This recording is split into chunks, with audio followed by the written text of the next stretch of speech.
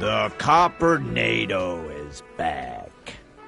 What do you want? Yeah? What?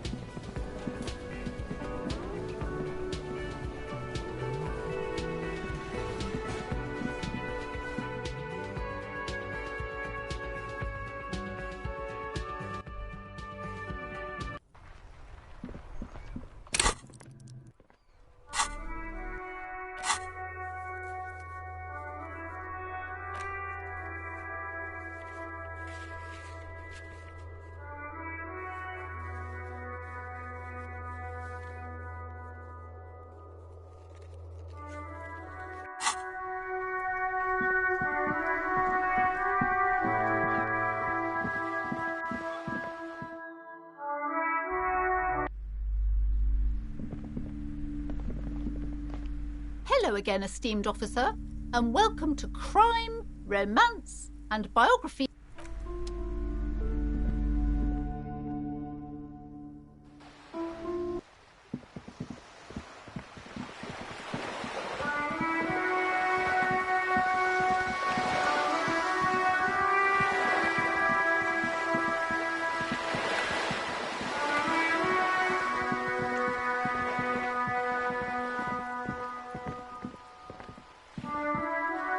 Hello again, officers. Have you come to admit?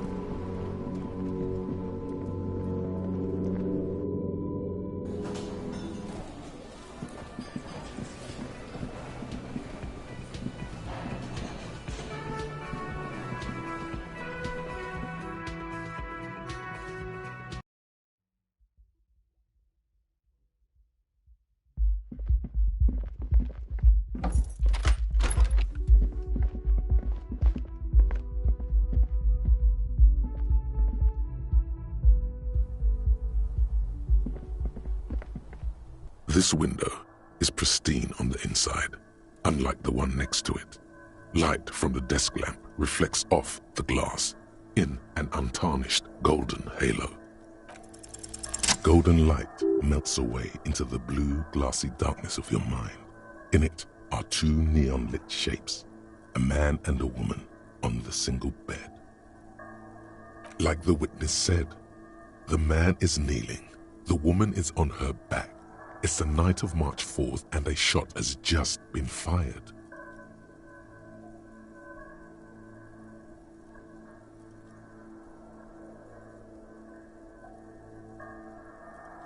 The man looks directly at the woman. The shot's possible directions converge in his mouth, a ray cast from somewhere outside, entering his brain, ending him. From the roof outside, location A prime, the glass fractures around the bullet hole, shards face inwards like a corona behind the woman's back. The man does not know the bullet has entered his brain. He never will.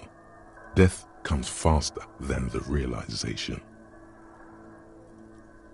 The ray cast from the man's mouth unravels into a fan of possible directions, all on the roof at first. The shot could have come from any of them. This is composite location A prime, most likely of the origin points. There could have been. Then the rain and slush and wind washed it away. This was more than a week ago. 72%, with an antique weapon that fires military-grade ammunition. A Belma-grave rifle, for example. This is a good short distance, but not too short. The perpetrator aimed with their back against the railing, or possibly kneeling for precision. This would explain why it only took them one shot. The lights were on in here. Outside it was dark. It was like shooting fish in an aquarium, a well-lit aquarium. The victim opened his mouth to let the bullet in. Neither of them would have seen anything outside in the darkness, too busy with their own bodies.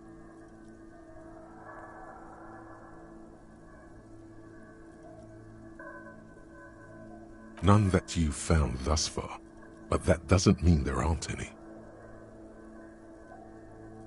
Point X would contradict the woman's testimony, rendering the entire proposition void. These figures would be wiped out, detective. That's a 28%, yes. In this model, the shot could have come from a greater distance. Nothing excludes the possibility. Should we extrapolate to include every possible point of origin in Martinez?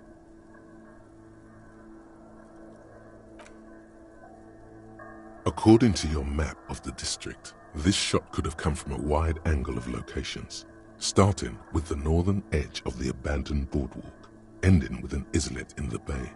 Let's call them B prime. B prime for boardwalk, B double prime for Land's End, and B triple prime for the islet, detective.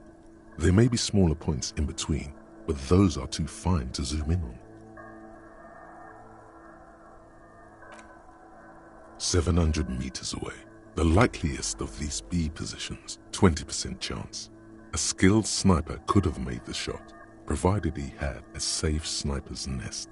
Even with the light on inside, we're talking military training.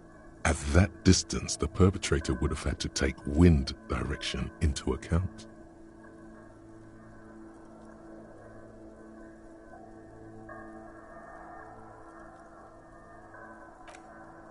.2 kilometers away, the least likely of these positions, let's say 3%. A truly skilled sniper could have done it, possibly from a tent. No, too far-fetched.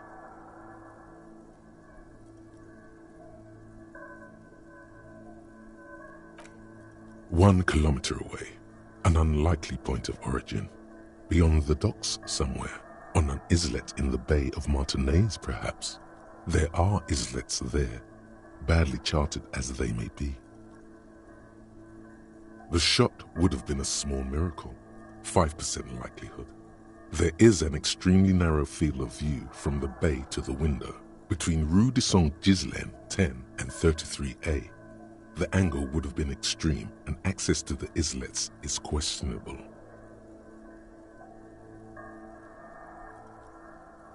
From where, precisely? I see you have given this a lot of thought. Are those the locations you've singled out in addition to the roof? And what is the likelihood, in your opinion, that it came from a further distance?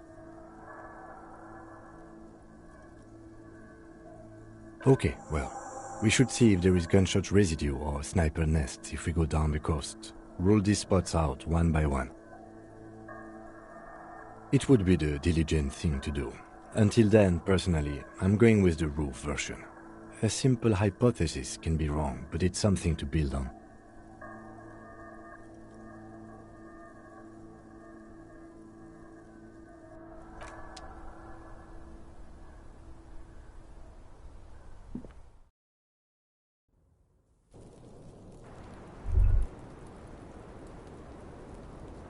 Wait, stop. That man, bloated beyond all recognition, was 42? Below the damage, the weeks of decomposition, all the swollen indignity of mortality. He was 42 years old? How old are you? That's where this is going. 45,000 liters of raw alcohol has left its disfigurements. What lies beneath, you wonder? You could ask either one of them.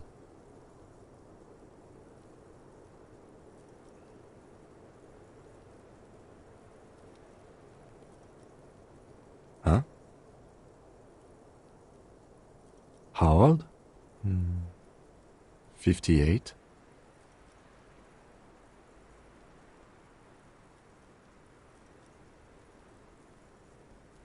"42.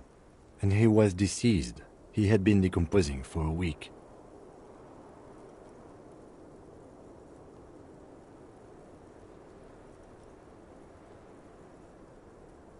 There's silence. Then a little more. Here it comes. Mercy. "Sure, you're 42. Let's go?" Wait. This requires scientific measurements. To the laboratorium.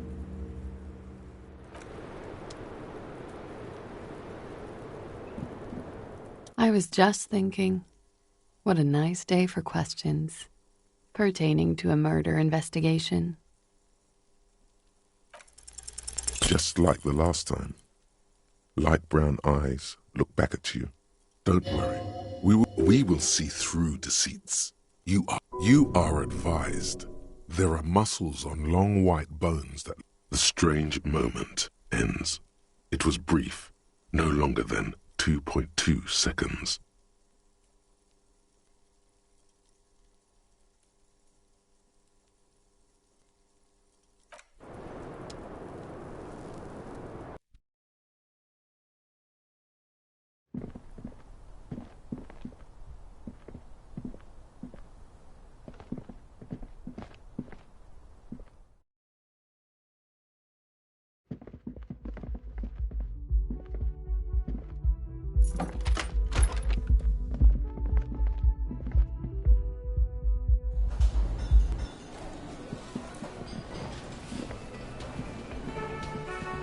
Very generous of you to help us out, officer.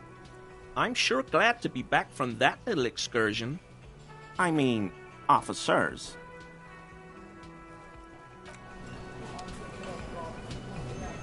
Wow.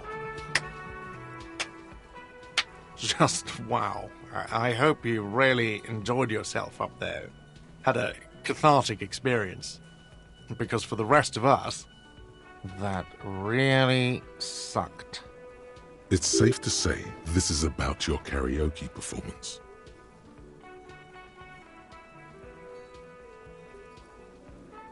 I get it. You were purposefully shit. So original. I'm not letting anyone up there again. Ever. Now what did you want? Another thing. Great. I love those. Yes?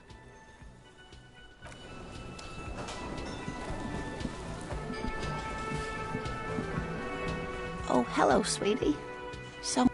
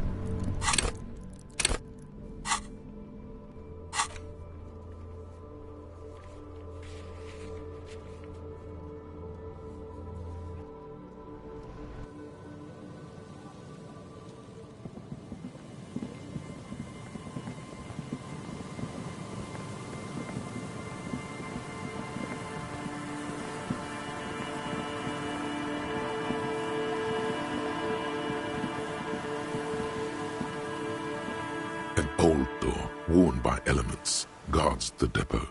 The wind has blown a sand dune in front of it. The door hasn't been opened in a long while. You see a handle. From here to the wiring, I can't see how. The church is in the way.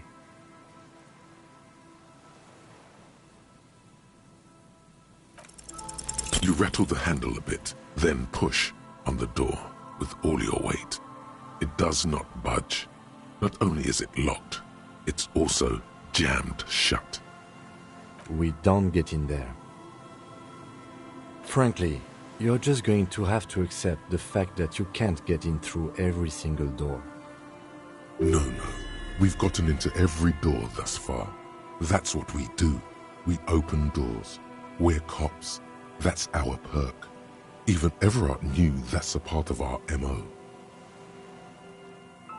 Relax. No one's hiding in there. If we can't open it, others can't either. And thus they can't get in. At least you can think about opening it, about doors in general. They are, after all, fundamental to your life. Perhaps something useful will come from this. Arno van Eyck. Okay, so Egghead is clearly not Van Eyck in disguise. Van Eyck is an Oranese disc jockey, but those people get around, especially in Revachol, in the clubs on Boogie Street. Perhaps he stayed here for a short stint and discarded part of the song he was working on, just threw it away, and then it ended up in the hawthorn tree. But why? Did he think it was retrograde? It wasn't. Perhaps he caught a glimpse of the future and did not want for it to arrive just yet. Perhaps the city whispered the top line to him, and he was frightened by it.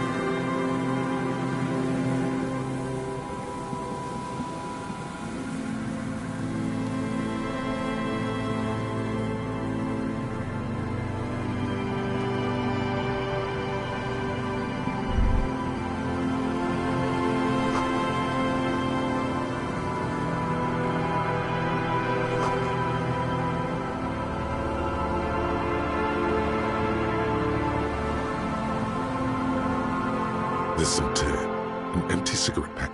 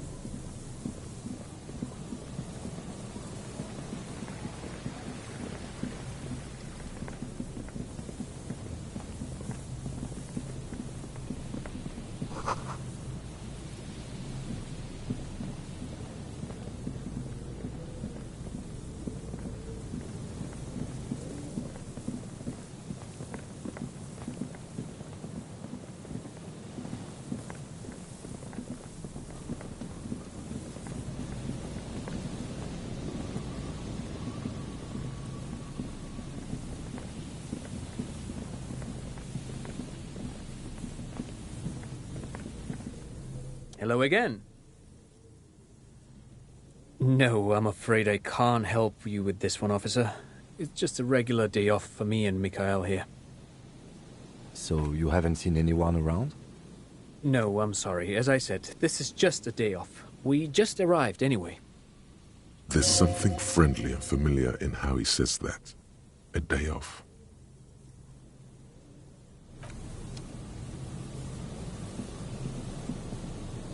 You see, a once bright mural towering.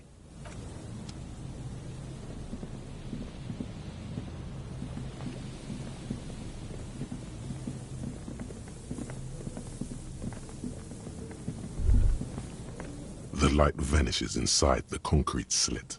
The structure goes deep under the earth. No idea. Could be connected to one of the buildings around here. We might find her down somewhere. There's an old storm drain system beneath Martinez that's mostly collapsed. Revachel's sewage system has been built and rebuilt 4 or 5 times now. In conclusion, she could be under any building. I hope not. There's no echo, and no answer. Maybe it's just a storm drain for the sewer.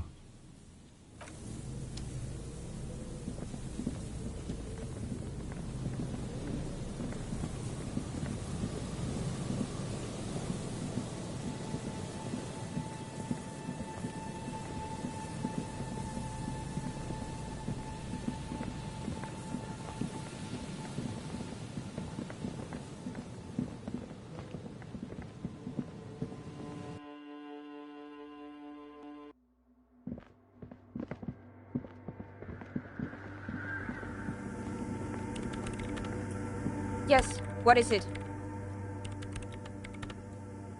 What? No, no one's suspicious around here.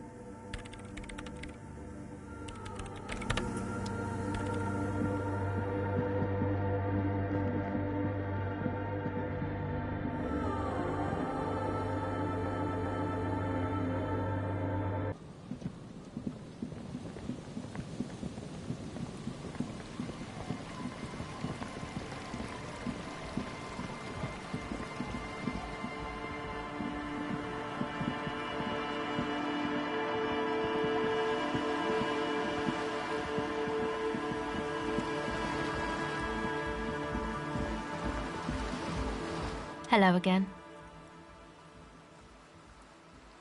No. Just no? It's pretty desolate here. I only hear the dogs bark at night and see the shadows move down the coast. Exactly. It's our chance to turn the grim desolation into an overwhelmingly fun dance party.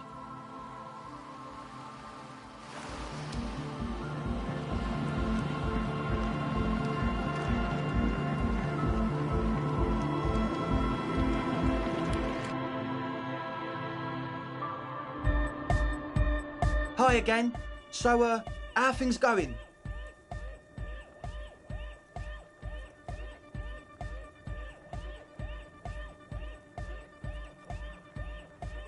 Goodbye, officer.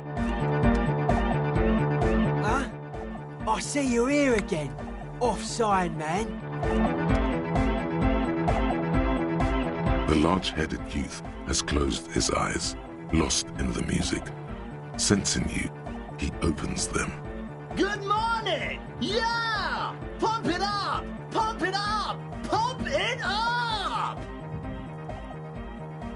J'adore! God is close by, but maybe he doesn't have good enough ears. Let me turn it up so we can lure him here.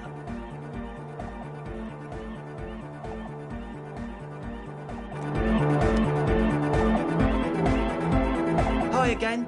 So, how are things going? Nothing jumps out to you. Nothing out of the ordinary. How about you get out and breathe? The air in the tent is too thick for you to think clearly. Goodbye, officer.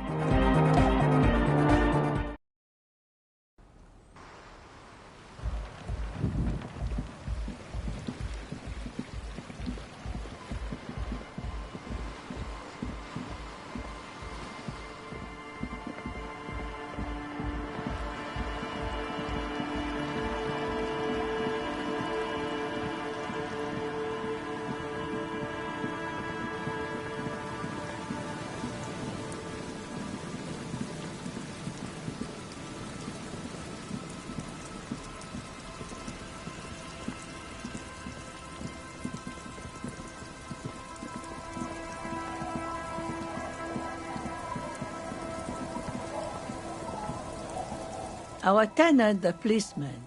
I hope the waves don't keep you up at night. What can I help you with? Nay, I haven't seen anyone lately. This is my little cinder block town. I know what goes on around here. She's being evasive. She knows something. There was a murder in Martinez. She might be a suspect. We would appreciate your help. Would you now? I know how this world works, and it doesn't work when people tell on each other.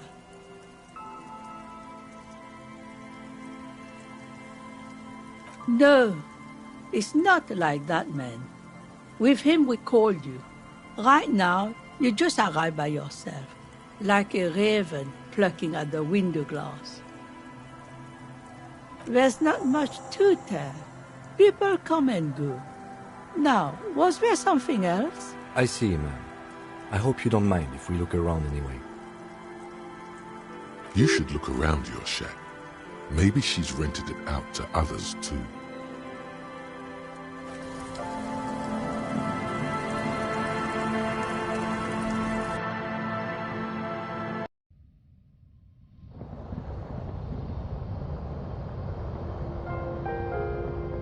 As you look at the floorboards in this corner of the shack, it's clear one of them isn't quite level with the others.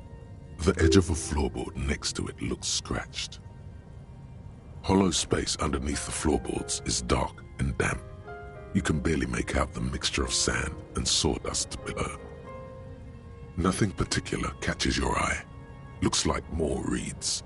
There might be something hidden inside the sand though. Something bad. Someone's night thoughts. A last resort. A bad idea. You stick your hand in and start combing through the sand. Dry, not like outside. Fine dust. And then, something hard wrapped in paper. A small cylindrical object. You pull it out. A bullet. The floorboard doesn't care. But maybe the washerwoman does. You have enough to confront her with. It's extra ammunition. She's locked and loaded, ready to fight some cops. Holding the bullet, you get the feeling this isn't ammunition against you. It's for herself.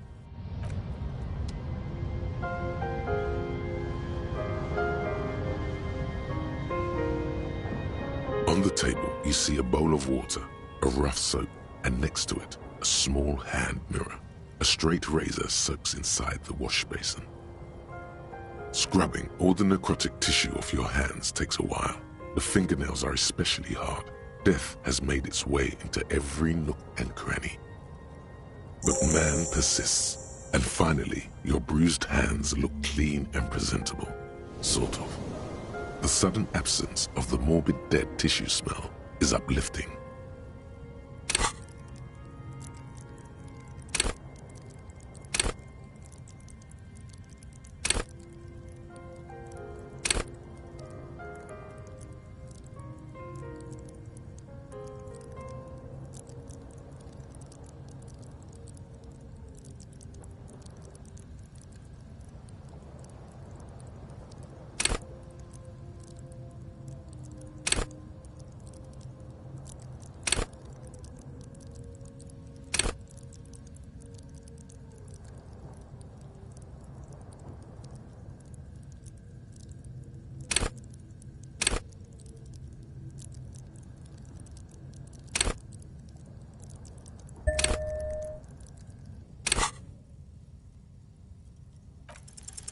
Your hand trembles as you scratch your cheek. Oh no, that's not how a grown man shaves. Stop, for crying out loud. You're gonna cut your own throat. There's no way to salvage this. The razor lands with a clang. A red trickle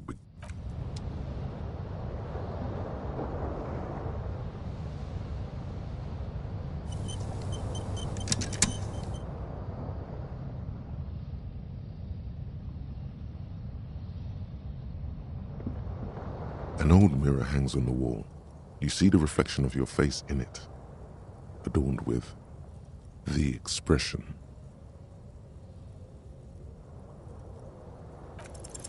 Like the rest of you, it comes from a bad place somewhere in the past. That's all you know for now.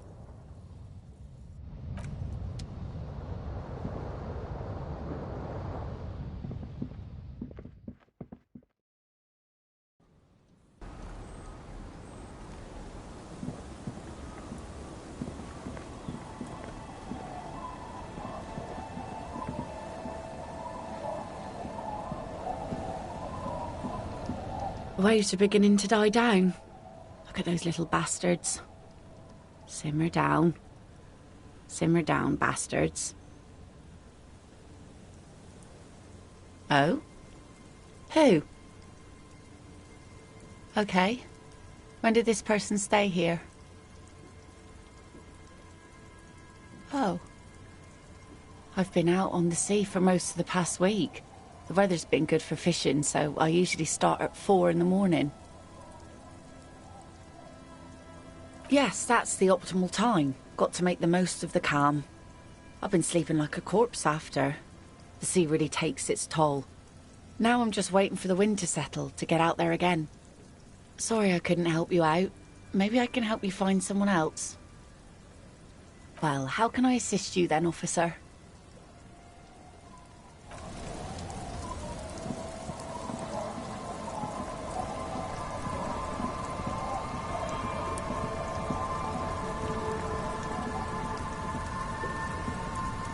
I'll just keep the Corda Lacey in the channel, if that's okay.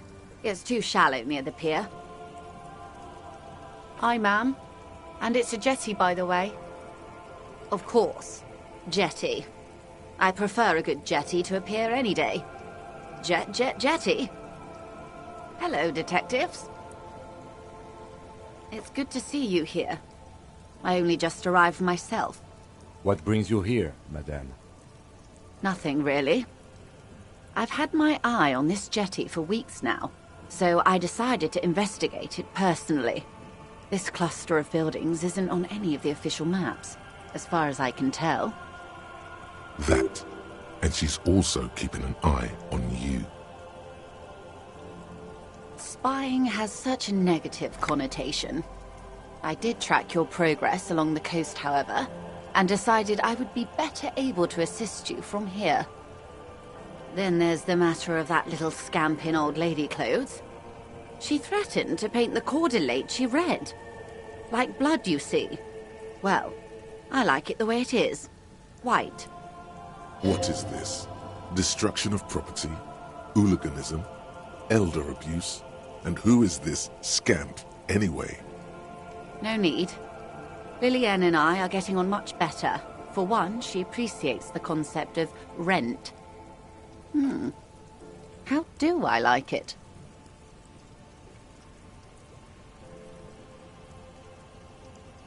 Water drips down eaves of Eternite. The jetty below her feet creaks to the tune. It's pornographically poor. The street has no name. All the men are dead or missing. And is that the carcass of a motor carriage over there?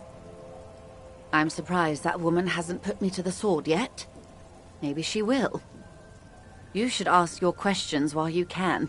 Dark eyes survey the coast leading up to Martinez. Dull grey metal rests in her scabbard. A sword. The wind is too loud for her to hear. Fortunately for you, madame, the RCM is on the scene. Real men. Real politics, real thoughts in your head.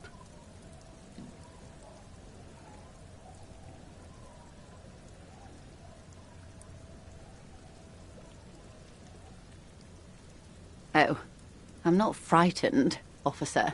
I'd never...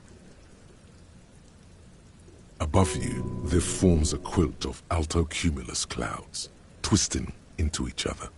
The wind tugs and stretches them over the bay. Their cloud shadows slide over the ruins of Revachol West. Wherever they pass, the temperature drops slightly, but perceptibly. It's early spring, and the rains are coming. An officer enters a low hut of stone and wood. Inside, Weapons are piled against the walls. Rifles with splintering stocks. And swords. Tens, if not hundreds. They're antiques, says Lieutenant John, the archetype McCoy, to his partner. They're digging them up from the catacombs now, fixing them. Old caches from the Revolution. The children carry them up. Come May, the streets will be flooded. Outside, the wind rattles the loose hatches, flooded with cheap weapons in angry hands. Have I told you how they discovered this place? No, they're in Sealindian, Isla. Well, your condition has left you no worse off than most of these people. The literacy rate is around 45% west of the river. 50 years of occupation have left these people in an oblivion of poverty.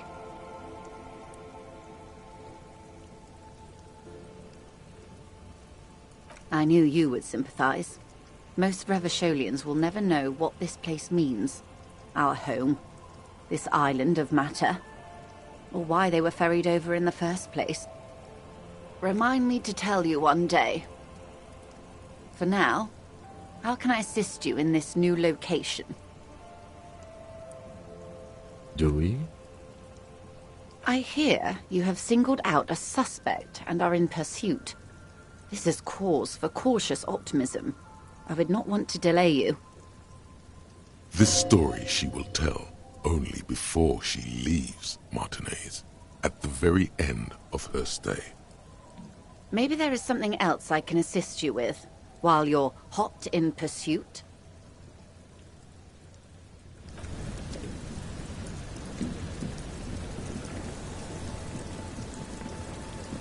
The waves are beginning to die down. Look at those little...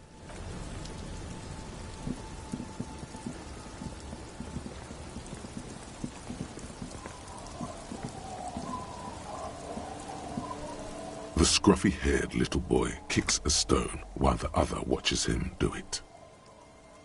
What bad people?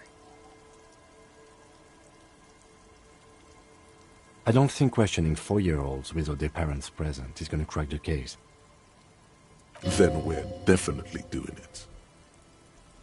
This one doesn't say anything, kicking the concrete with his worn-out sneaker. Lily's our mum. The stone kicker laughs suddenly. His head is too large for his shoulders. The other one laughs as well. Maybe there's some kind of reason why they're laughing. An interesting reason, somehow tied to the case. The boy stops laughing and looks at his toes. Oh, okay. So now he's shy. Now he's not talking, just wobbling around like he's afraid of something. You will never get an answer. That's how it is with these little idiots. The scruffy-haired little boy kicks a stone.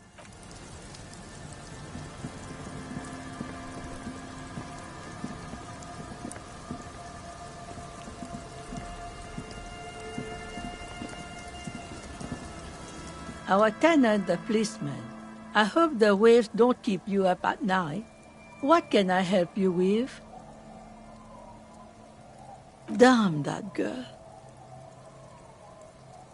And without anger, a long and harsh life has taught her not to buckle under pressure. But you didn't put it there, did you? She did. Gone and hid things in there? She's usually a good tenant, and not a stupid one either. Yes, I let my room to that Ruby girl.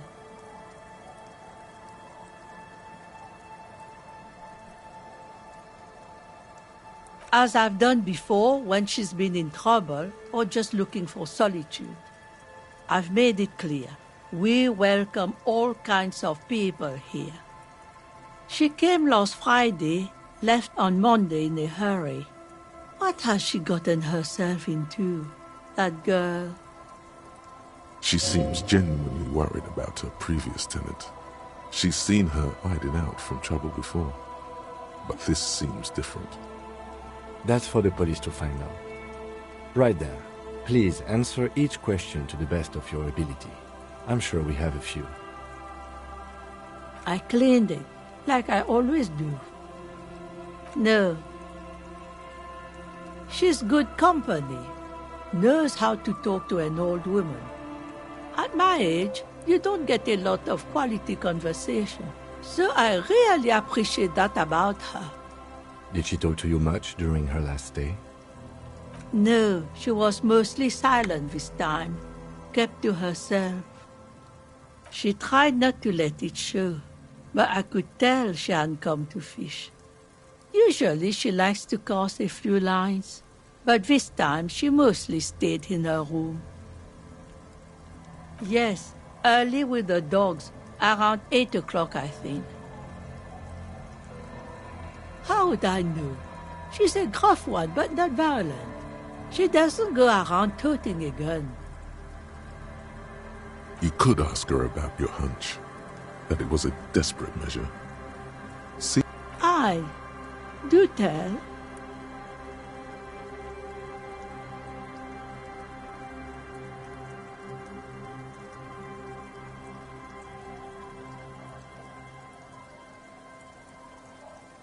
Exit from what?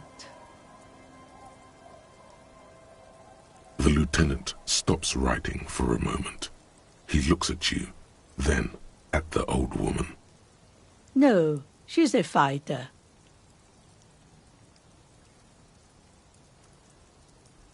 Not that I know of, though she was into nice music. She once showed me a few mixtape milieux she'd made. Although I guess she was pretty handy with the mechanical and technical stuff. Even fixed the heater in the shack. You should be thankful for that. I don't know. Further up the coast, she tried to leave quietly, but the hinges on that door screeched like a cat in heat. Woke me up. I heard her rushing in those heavy boots, heading up north. It's a peninsula. She might be trapped. You'll never find her, you know. She knows the coast like the back of her hand. You only just arrived. I wouldn't worry about that, ma'am. We are persistent.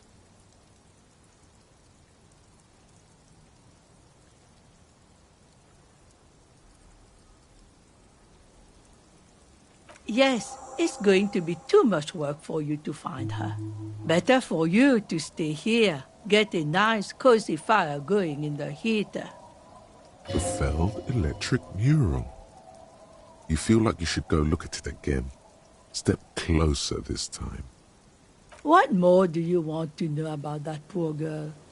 Yes, let's hear those other questions. One thing, officer. If you do find her, please go easy on her. She really means it. It's an honest plea. She's a good girl. Whatever she's gotten herself mixed up in.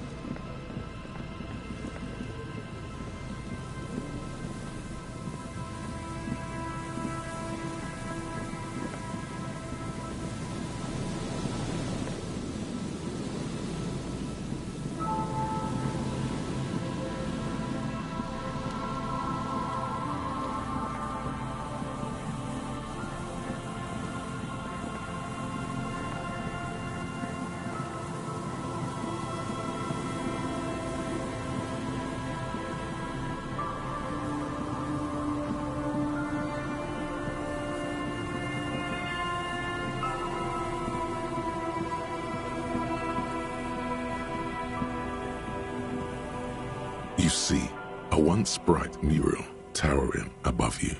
The signage has peeled off over the years, but you can still make out Feld Electrical R&D.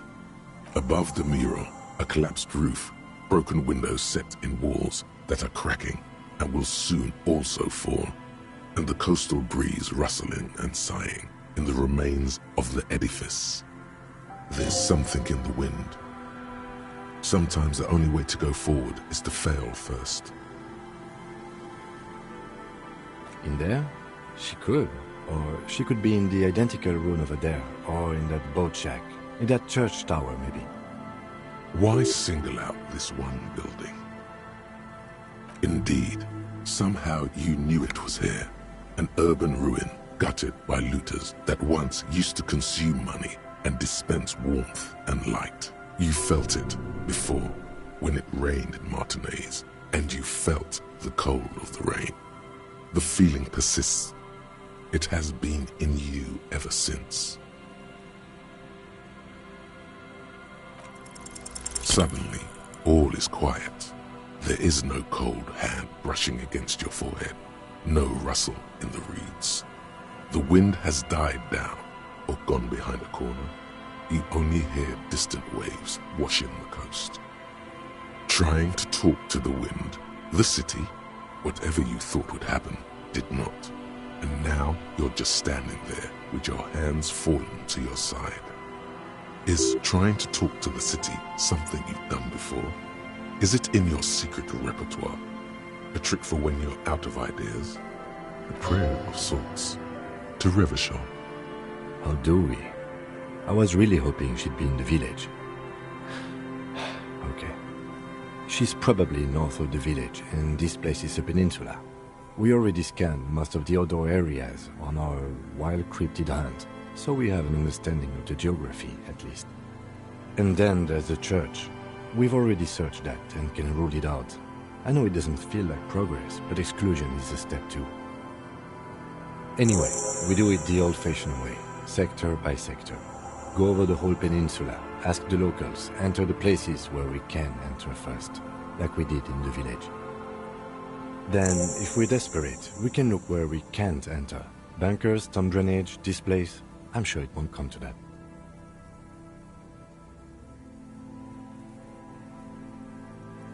Walk the coast, the old boardwalk, the reeds.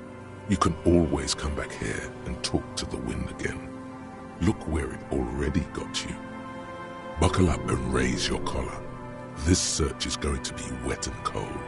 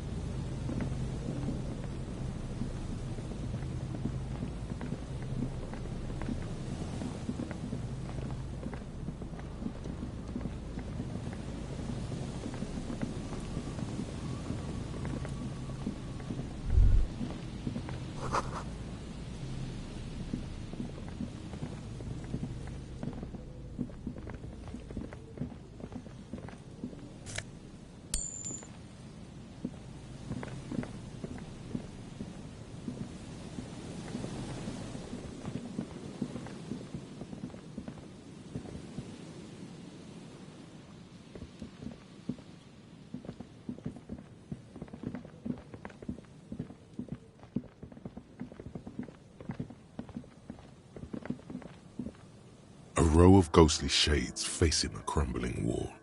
With a host of men, they stand, ordinary people, comrades, the forsaken, a cold sea behind this building, the other one, once filled with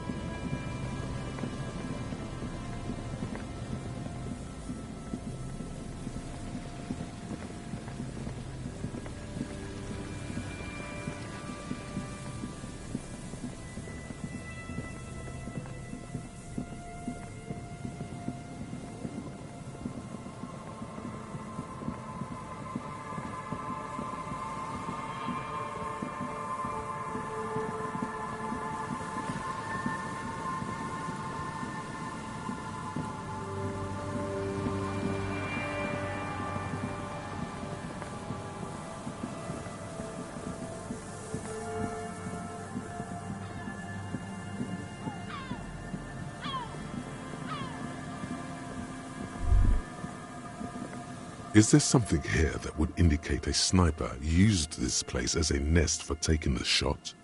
Just some urban detritus, a bottle, and a dilapidated old comms tower. I don't see it, Lieutenant W. Freitor. I don't see a person take a shot here and hit something there, in the whirling in rags.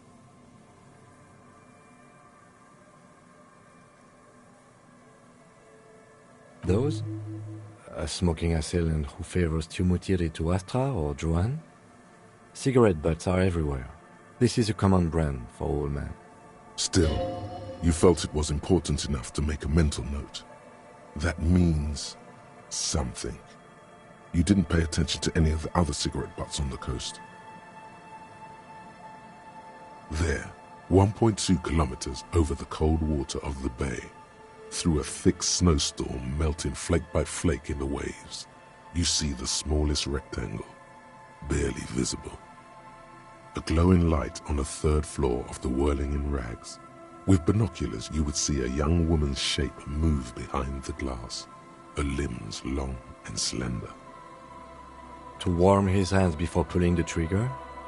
Perhaps, but anyone could have made this. The coast is specked with fire this time of year. Truthfully, this seems like a very poor choice to take a 1.2 kilometer rifle shot from. Visibility is awful. There's water vapor everywhere. I think we can rule out biddable prime, was it? It's not possible to climb that ladder, and even if it were, why? There's no platform up there to aim from.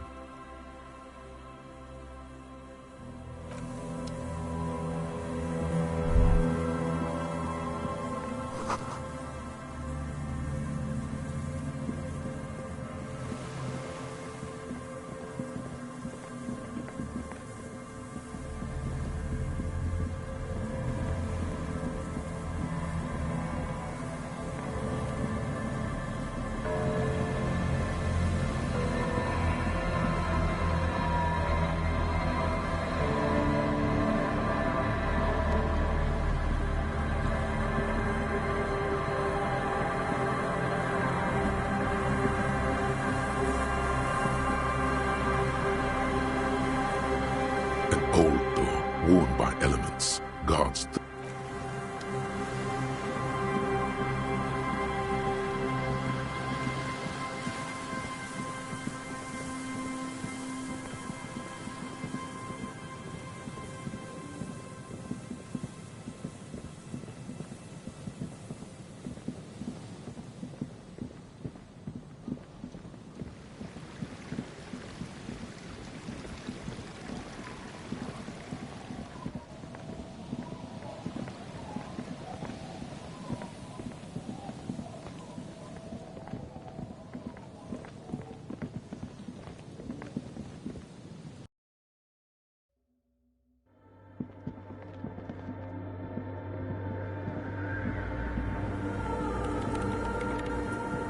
Yes, what is it?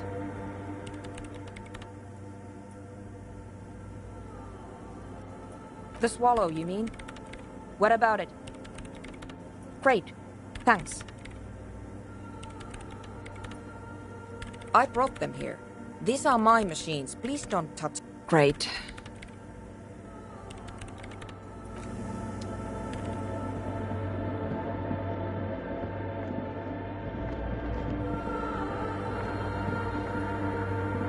The mother of humanism stands above.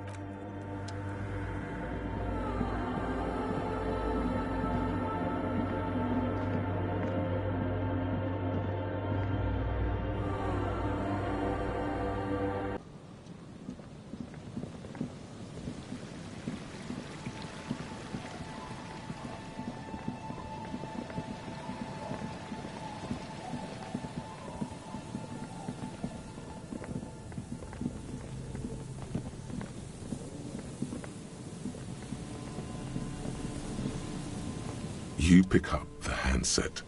There's a tone. The machine is operable. Calling. Still calling. Again? Seriously? Someone with a mask. Hello, Gerard speaking. Hello, Girard. Technically speaking, you're electricity.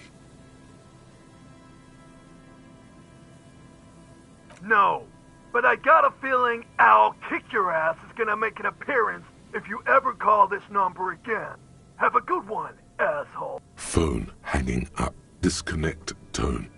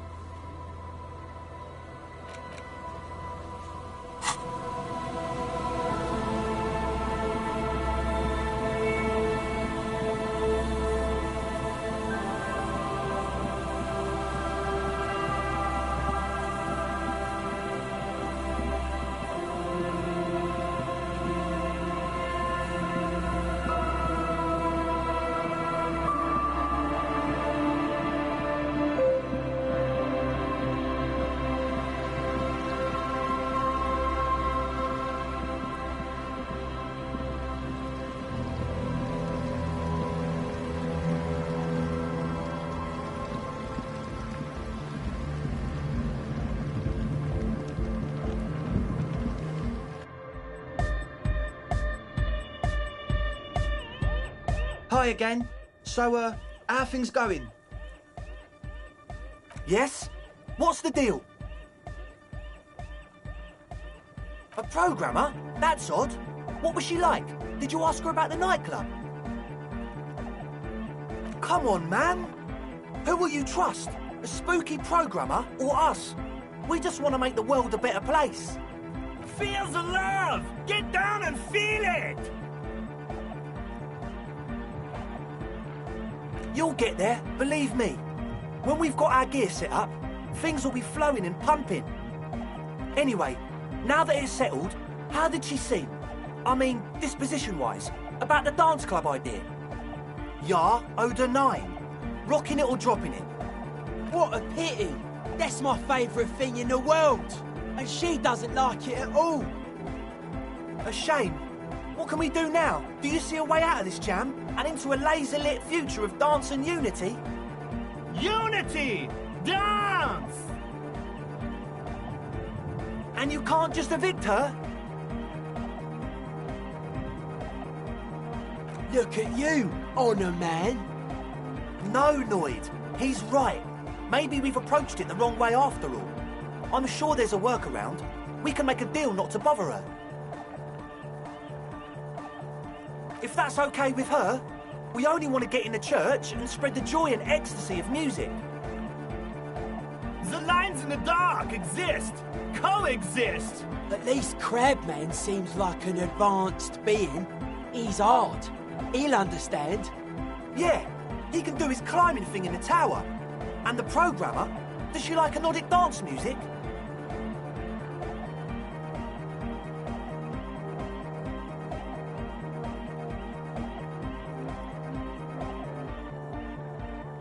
Wonderful!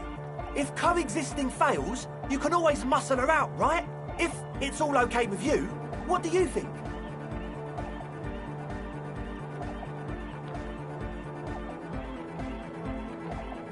Excellent! Good luck, my friend.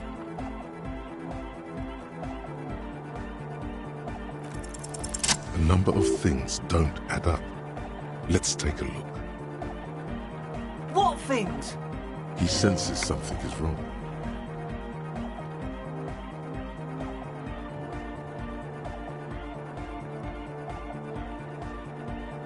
Fuck, man.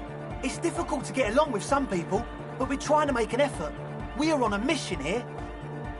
I have no idea how you arrived at that conclusion, but it's wrong. Look, we even have speakers. One speaker. They have one speaker.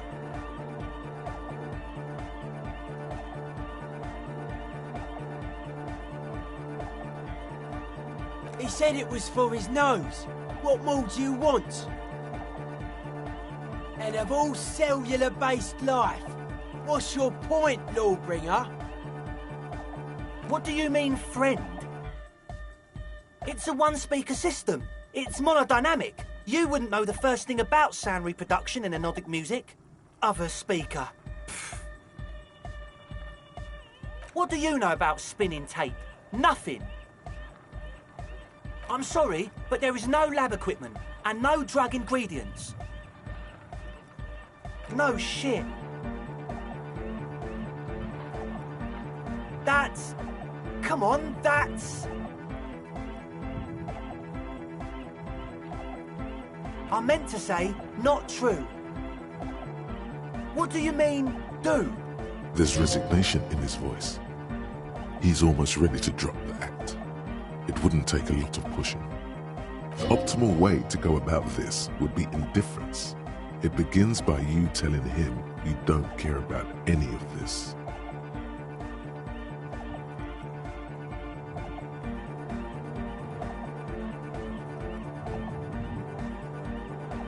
What do you mean by lenient?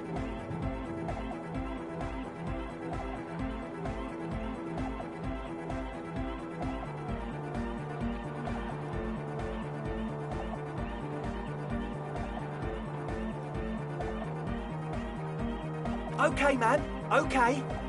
Things are just so hard for an entrepreneur in this city right now.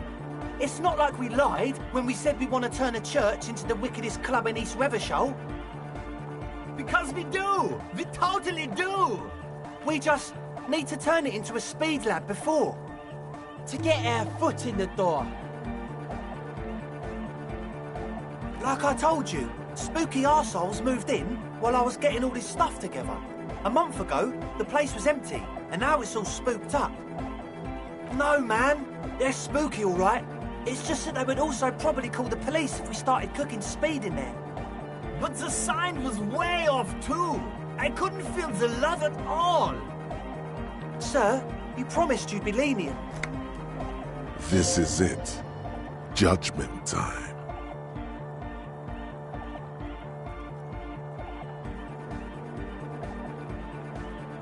Yeah! I knew it.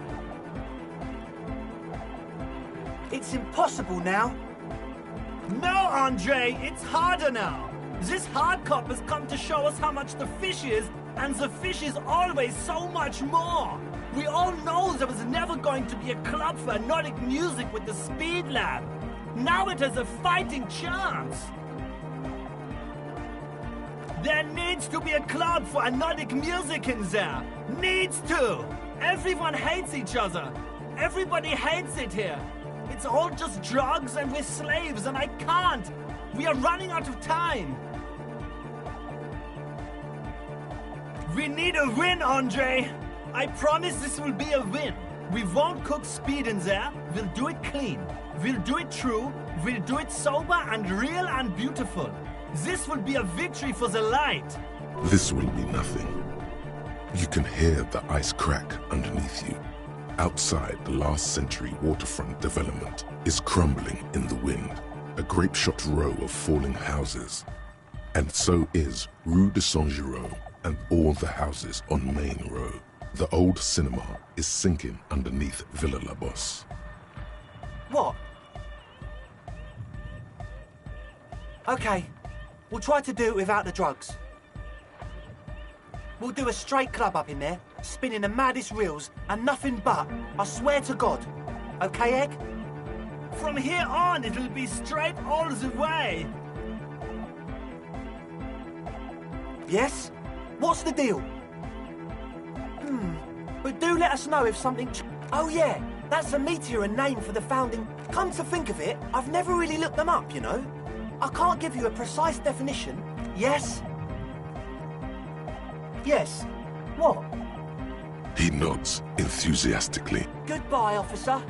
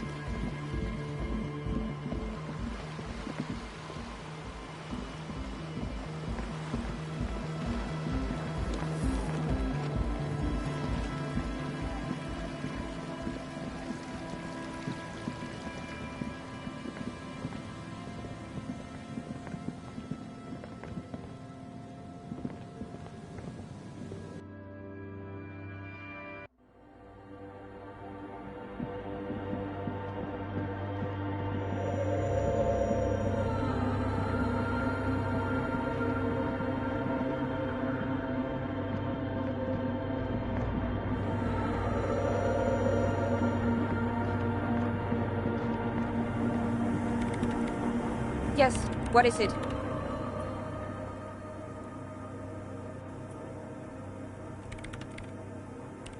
I don't want to make anything work. Yes, anything. I don't want to make anything work. It's not the anodic dance music that's made her bitter. It's the failure of Fortress accident. That's right. If we couldn't get our Welkins to happen, I don't want anything to happen. Ever again. There's not a trace of irony in her voice. She means it.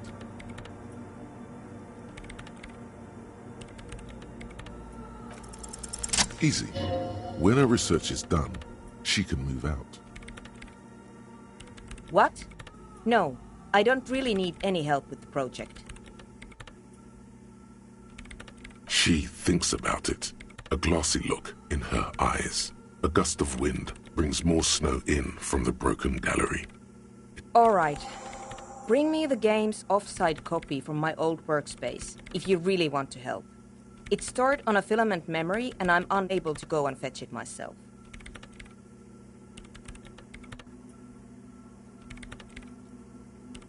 It's a backup of my former employer's project, the radio game we were working on. It's stored on a filament memory, just like the one inside this radio computer. The backup itself is destroyed now, but I'm hoping to use what's left of it to pinpoint the exact location of the anomaly. You just have to go to my old workspace and get the filament. Yeah, that's the one. You can get in through the bookshop. You just have to do some explaining to the bookstore lady. Good. Then you might know the giant ice bear fridge in the building's cellar. The filament is inside the fridge. Just go and get it. In the giant ice bear fridge. I just told you. It has red glowing eyes. It's impossible to miss. You just need to get the offside copy from the ice bear. But you've been to the fridge and it wasn't there. There was a note saying... Wait. A note from whom? Did it specify where they took the filament memory? Jawiza. Of course. Our project lead, Suliswov Jawiza. God, he was always so hell-bent on keeping the copy somewhere safe. And feature creep, and the Valley of the Heads. Like it would have made a difference. The offside copy was perfectly safe when the data loss happened. That data loss was anomalous. And the heads... I won't even get into the heads. Millions of them. Go find that copy from that ice cream maker, will you? Thanks. Valley of 1,000 Heads. You like the sound of that.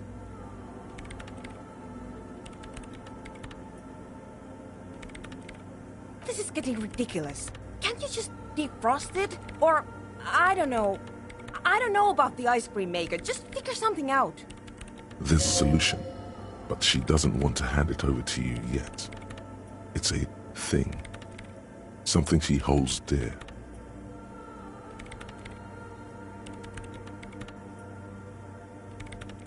The bookstore lady hates me.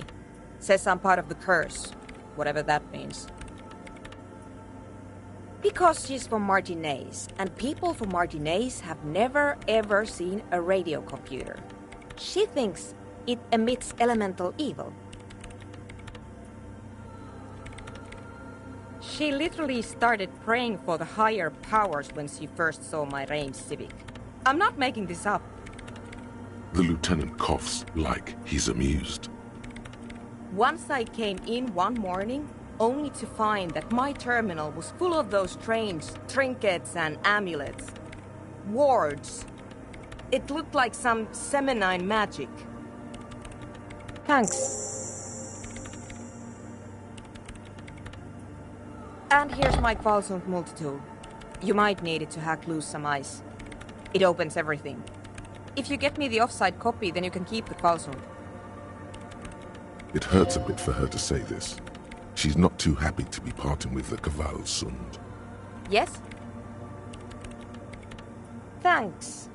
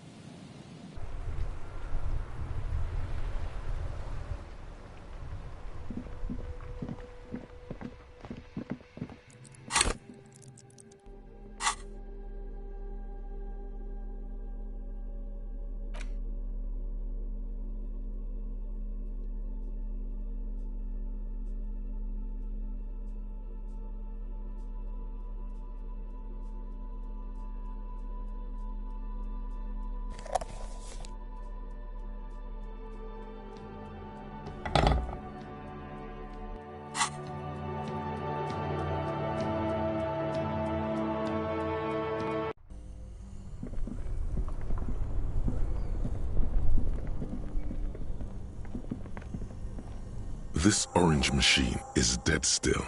It has a hand-cranked ice cream churner and an electric freezer. The ice around it slowly melting.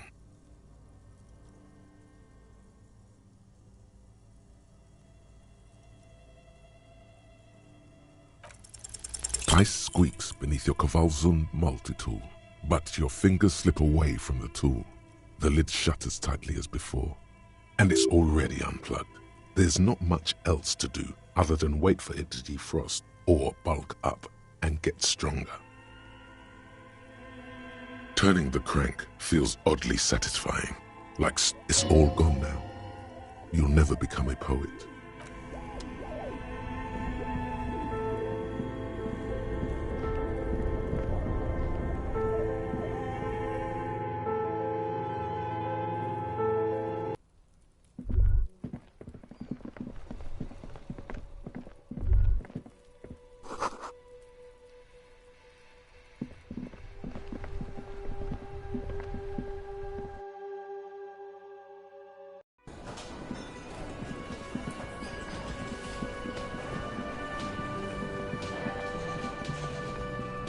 see a heavy steel door with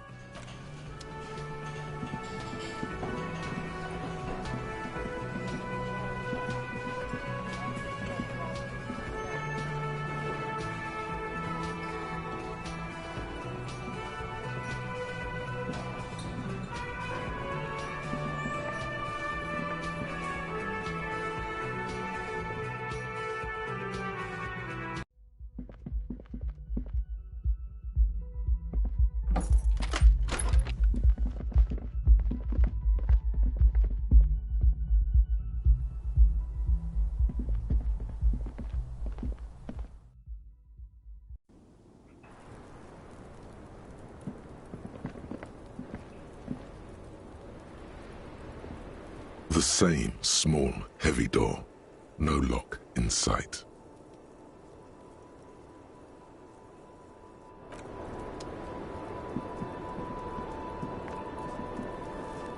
I was just thinking, what a nice evening it is for taking part in a...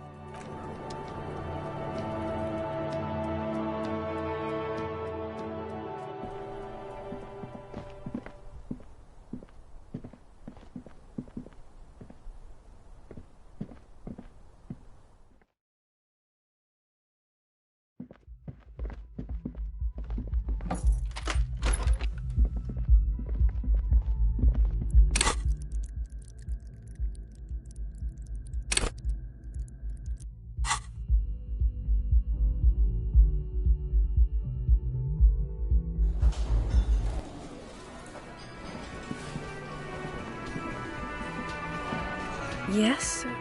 What is it? It means I'm a patrol officer, sir.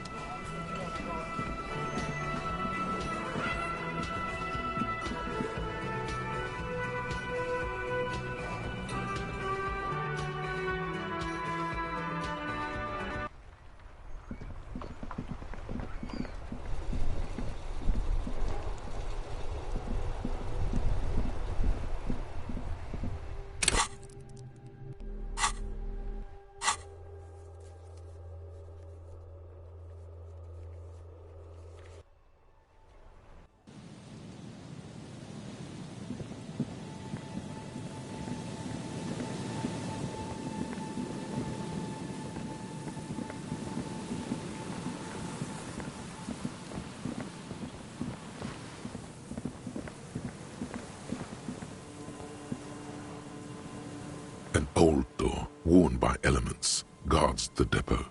The wind has blown a sand dune in front.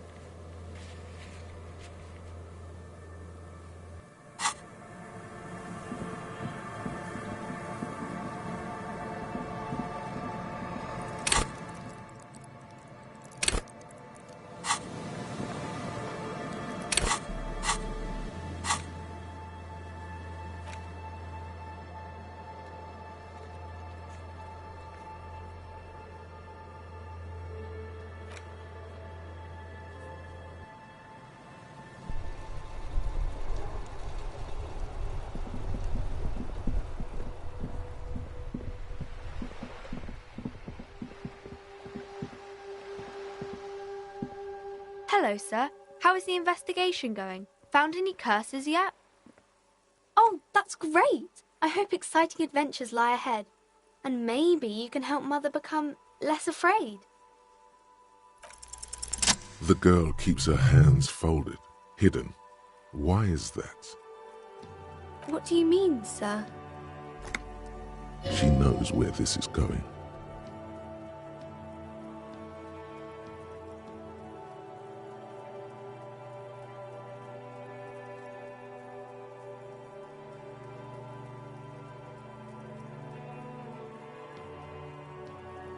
She looks around anxiously. Her hands remain folded in front of her. She doesn't want to show them. The lieutenant stands by, looking at the two of you with little interest.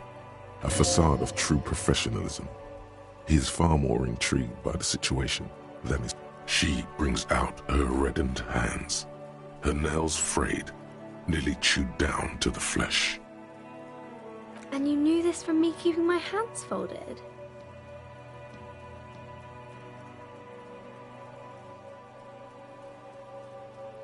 Well, that proves nothing. Anyone could do an easy deduction like that. She actually is impressed. This is more like a defensive reflex. She nods, half provocative, half enthusiastic.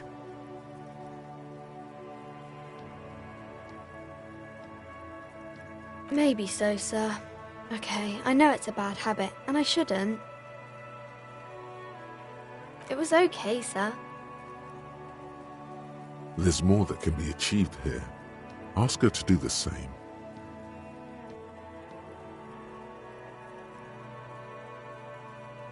You're quite sober. The lieutenant does not flinch at the comment. He does not flinch even a single bit. He is intensely not flinching. It takes effort. Because you usually aren't. I sure hope you are, sir.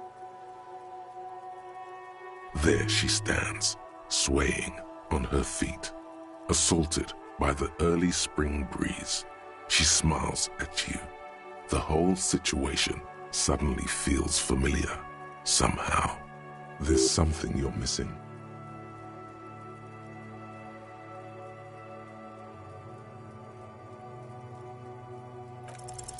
Because you know each other. She's been talking to you so openly because you've talked before.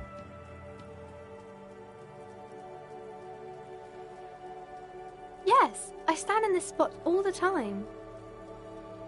You've been running around all week without your shirt on, sir, telling people the end of the world is coming. I don't really understand what you mean by it. Of course, you've stopped by a few times. You certainly look better than the last time I saw you.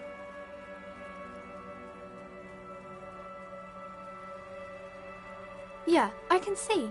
You don't have party eyes anymore. Party eyes. Yes, of course.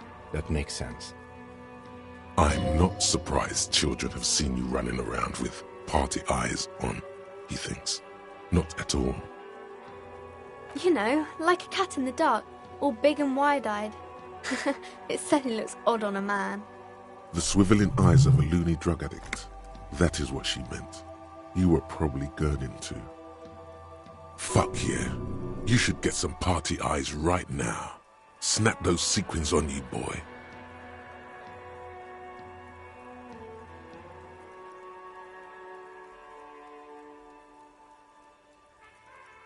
Don't leave us hanging like that, man. Open yourself to the experiences of the world.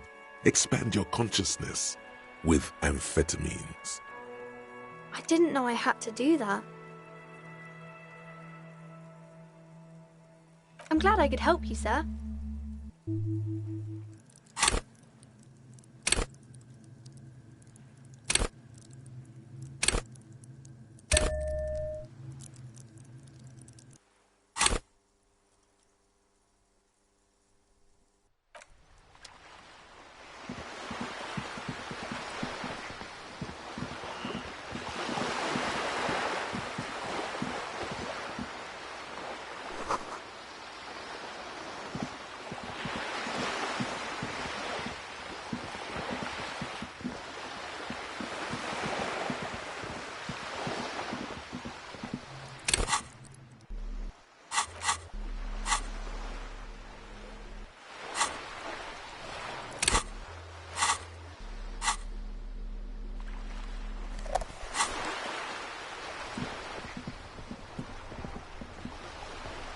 I like playing in the dark. Sharpens your nocturnal instincts. Feels like being on recon again. Still, all you see is an old soldier refusing to replace his uniform with... Anything else I can assist you with, officer?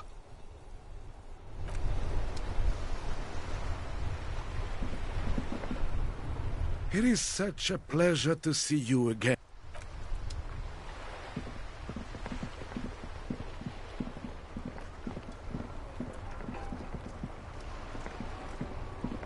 The worn and beaten wooden planks of the bench do not look overly comforting.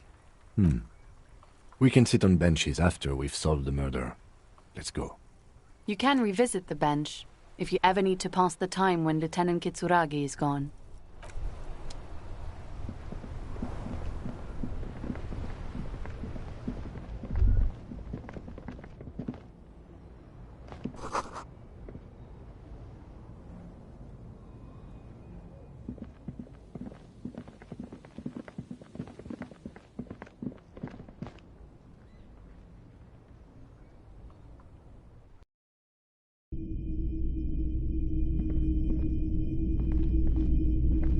Hello, hello.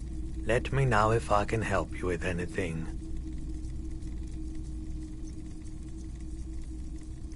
The Coldima Madakwa? Sorry, I would never have guessed that you were that interested in ultrasonic sounds. Or birds, for that matter. Oh, I didn't mean to imply otherwise. Well, it's been a while since I've gone hunting for the Coldima Madakwa myself. Once knew a group of young musicians who decided they didn't want to play music anymore and started looking for all kinds of interesting sounds instead. This was before, you know, lost touch with them after all of that. I'm not sure. I wasn't even sure about our old recordings, which I no longer have. But I do have a tape with some ultrasonic sounds that might be what you're looking for. Would you like to hear? Do we really have time for this? This recording comes from down the coast.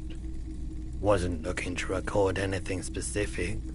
Just left a recording device there one morning. Keep in mind, I have to slow this one down enough to make sounds well over 200 kilohertz audible to the human ear. It will be strange. As the hum grows louder, modulating but always unnaturally uncomfortably low, like it's coming not from the speakers, but also from inside your chest, breathing is becoming difficult. That's an illusion. Your breathing is just as it was and will remain that way unless you start panicking. There's a growing sense of dread. The sound is coming from inside you, but also surrounding you. It feels as though someone is standing just outside of your range of vision and watching you. He nods to you, reassuringly, just as more diverse, higher-pitched sounds, some random, some appearing to form patterns, hit your eardrums. Seabirds most likely, gulls and such. And skewers, but A low range of sounds is easier to handle with a focal point, but still troubling. You are mesmerized by the sounds, but also feel nausea welling up as the motif continues, then begins to recede, dissolving in what must be the sound of water lapping at the bank. you know, now that I've listened to it on these new speakers, it's not the Coldima Madakwa. Wrong patterns, wrong photons. Probably some insect trying to sing higher than its predators can hear. Still, fascinating, aren't they? Early morning sounds.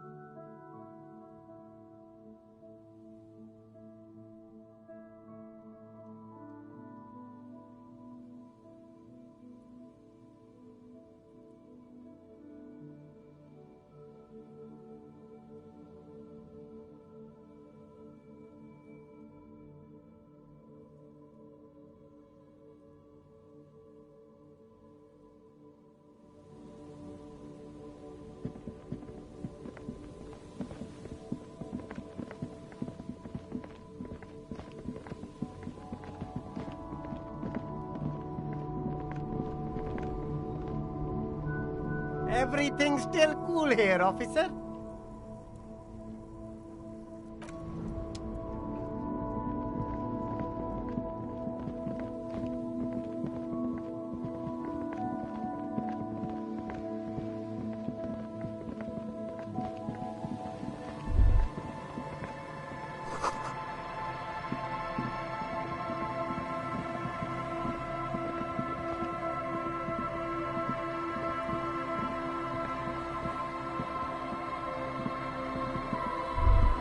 You've checked all the traps.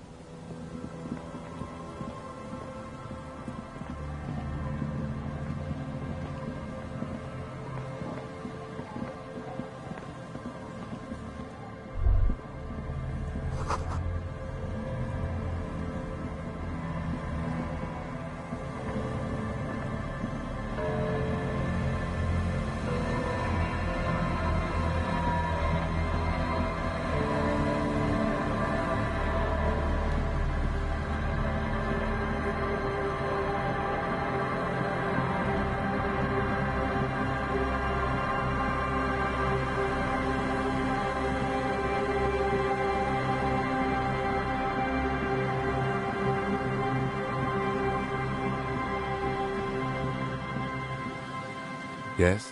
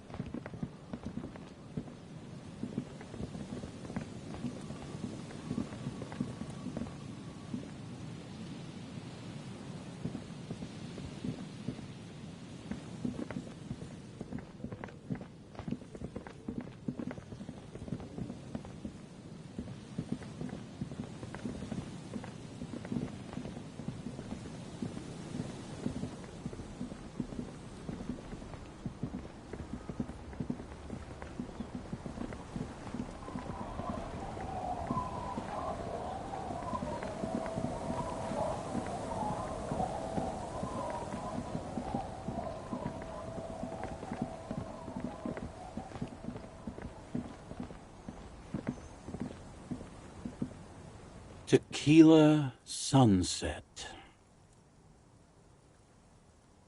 Can't really remember seeing any women after losing my keys. It's a touchy topic.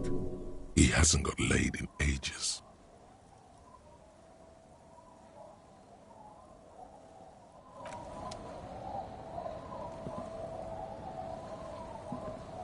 The legend returns. You know the dance. Smokable smokes, pissable pilsner. Drink it, then convert it to piss. And there's spirits and speed too. Oh, the system's been good to old Rosemary here, and I'm milking her like a bitch goat in the backyard.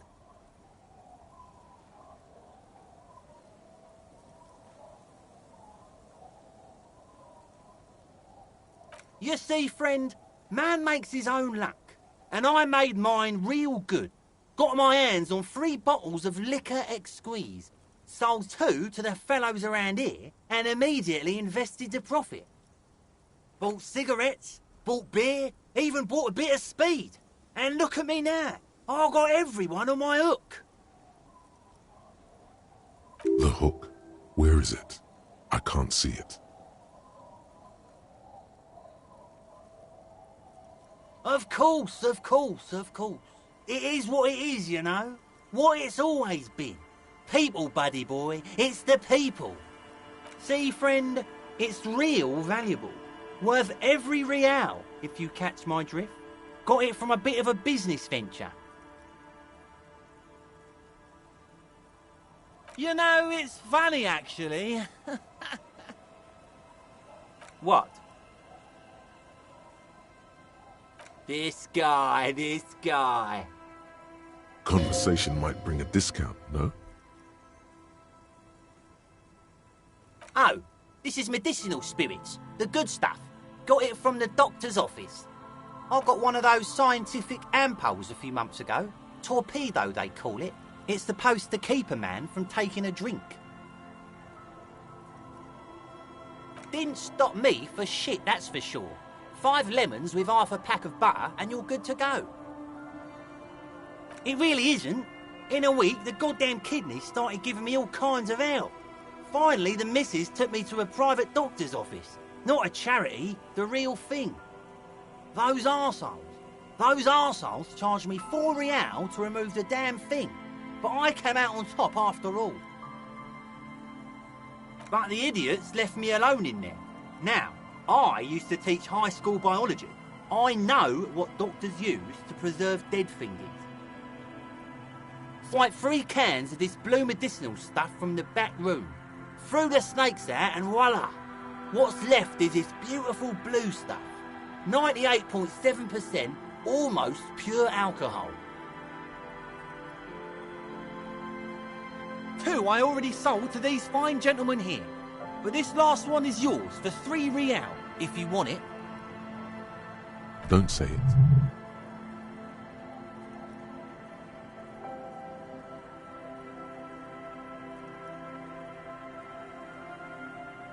So what do you want then? His tone is aggressive. You're getting on his bad side now.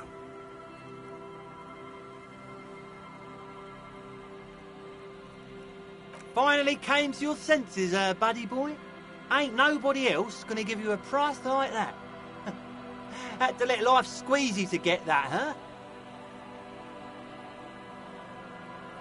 Sure, friend. A bottle of high-quality spirits coming right up. That'll be 3 real, and you're practically robbing me at this price. Just make sure to enjoy that one, friend.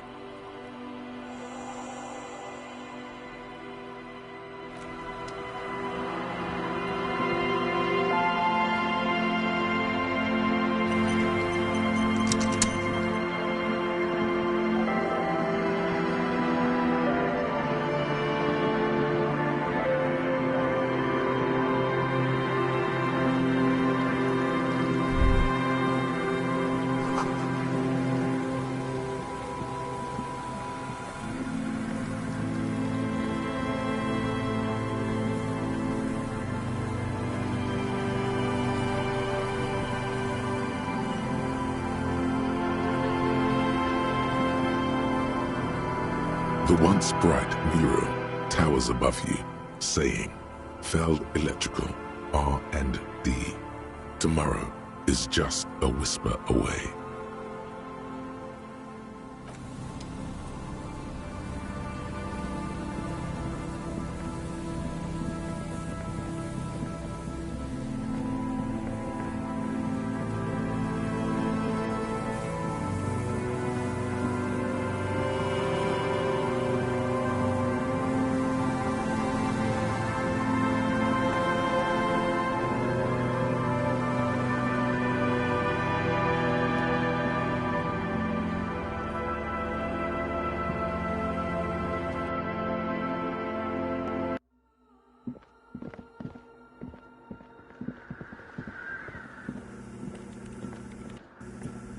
Yes, what is it? Yes? Thanks.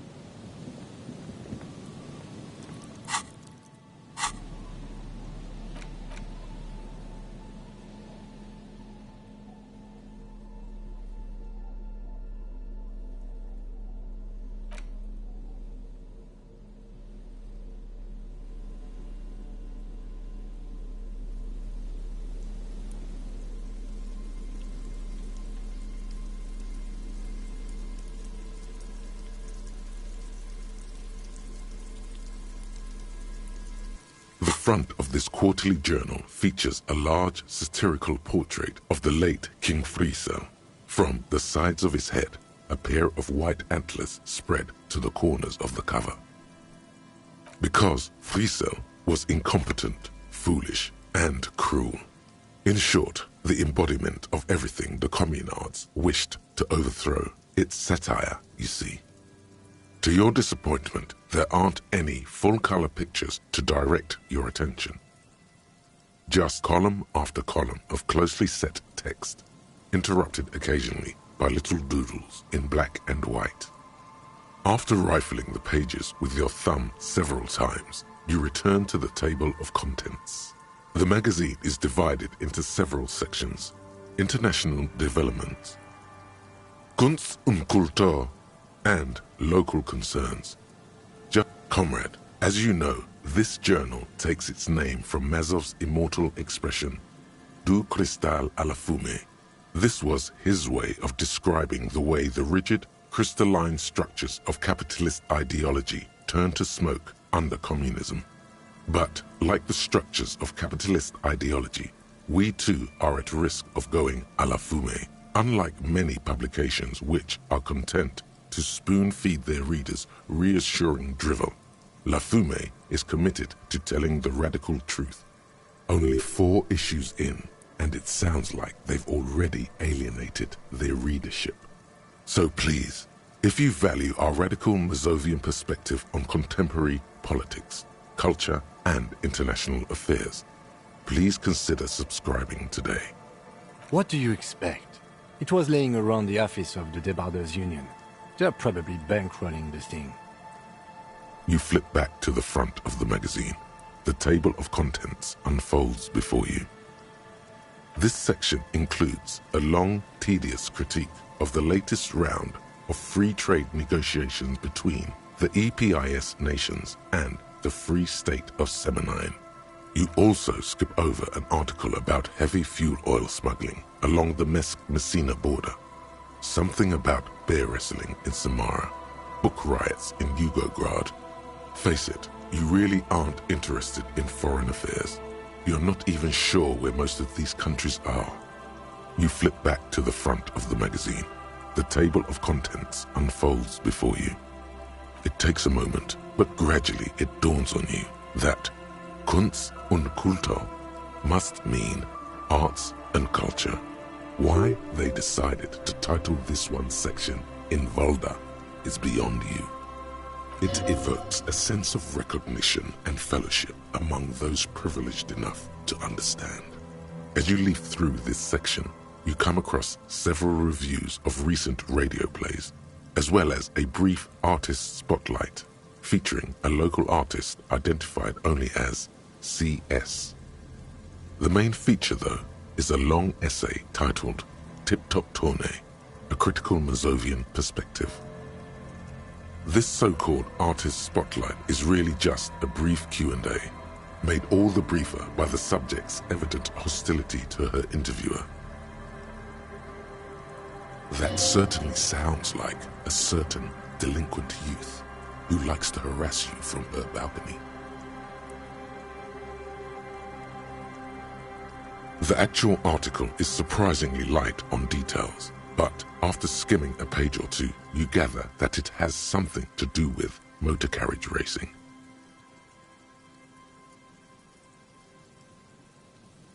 You think you're settling in for a relaxing recap of the most recent season, maybe sprinkled with some nice anecdotes about a few of the more colorful drivers. Instead, you find yourself skimming a 10,000-word feature about all the politically problematic aspects of Tip Top Tournée. Where to even start? For one, there's the crass commercialism of its sponsorships, and then there's the practically criminal emphasis on deadly motor crashes. Oddly enough, this article has 2 bylines: Nasteb Encolada Bernal and Exilus Buka. There's no way those are real names. Have you ever met anyone named Exilus? Come on, they're plainly pseudonyms. Under capitalism, the article says, every pursuit has its price. Every pleasure, even one as elemental as the joy of racing others around a track, is reduced to an advertising opportunity. Thus, the so-called tourney becomes a competition between increasingly meaningless brand signifiers. Your discount laundry detergent racing against a pack of Astra cigarettes, or even a fritter. And that precisely is what's problematic about it. Were it not for the promise of random, spectacular violence, audiences would quickly lose interest. At the end of the day, it's the destruction of these 750,000 real races that you're really watching for.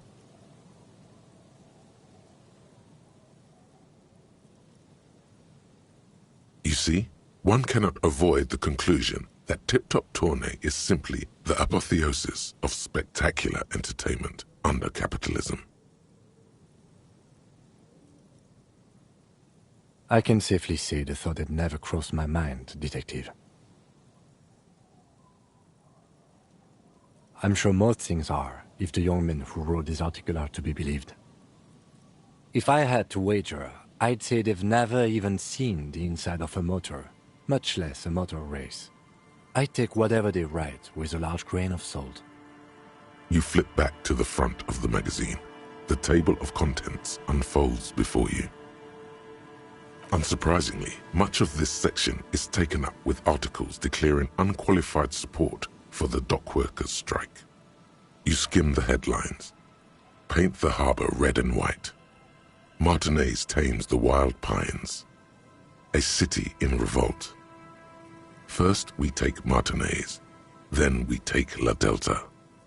Finally, there's a brief article by the writer, G. Martin, accusing the owner of the Capeside apartments of illegally attempting to evict certain communist tenants simply for not having paid their rent.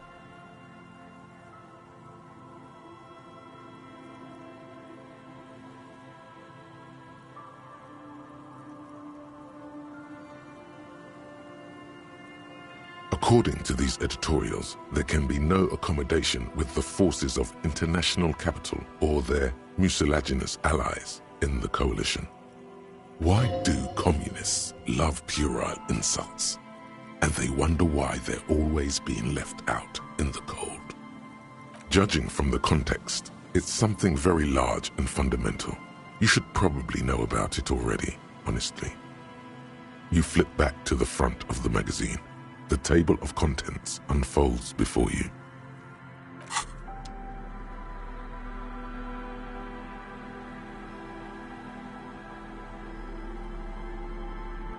It's the ledger you found in the trash, a cabbage of papers hanging from the board, with the permeables drawer inside. It's barely held together by a clip, then made complete by the faint smell of urinal cleaner. Arson, petty theft, spousal abuse, handwritten logs on dust. You don't exactly close them, so much as distance yourself from the smelly papers. They're a little further from your nose now. Thin, see-through copier paper, mostly neon yellow, some bright red, all covered in boxes like marching armies.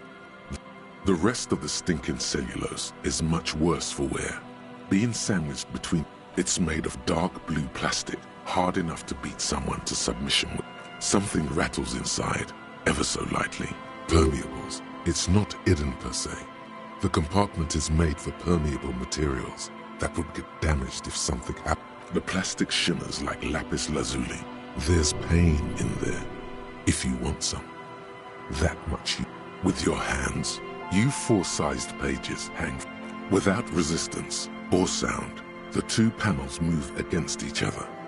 It's slightly, ever so slightly, difficult to breathe once you've done so. The drawer is locked. Blue ink drips from the white pages in your hand. Your hand shakes. You're flushed with adrenaline. It takes about half an hour to piece one together, using the system you've devised. Which one do you want?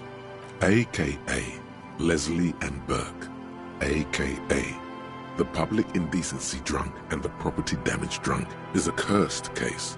It has been passed from unsuspecting officer to unsuspecting officer for 10 years. On January 29, the unsolvable case made its way to you. Why you accepted it, it is unclear. Every officer, and indeed most civilians in Jamrock, know it's unsolvable.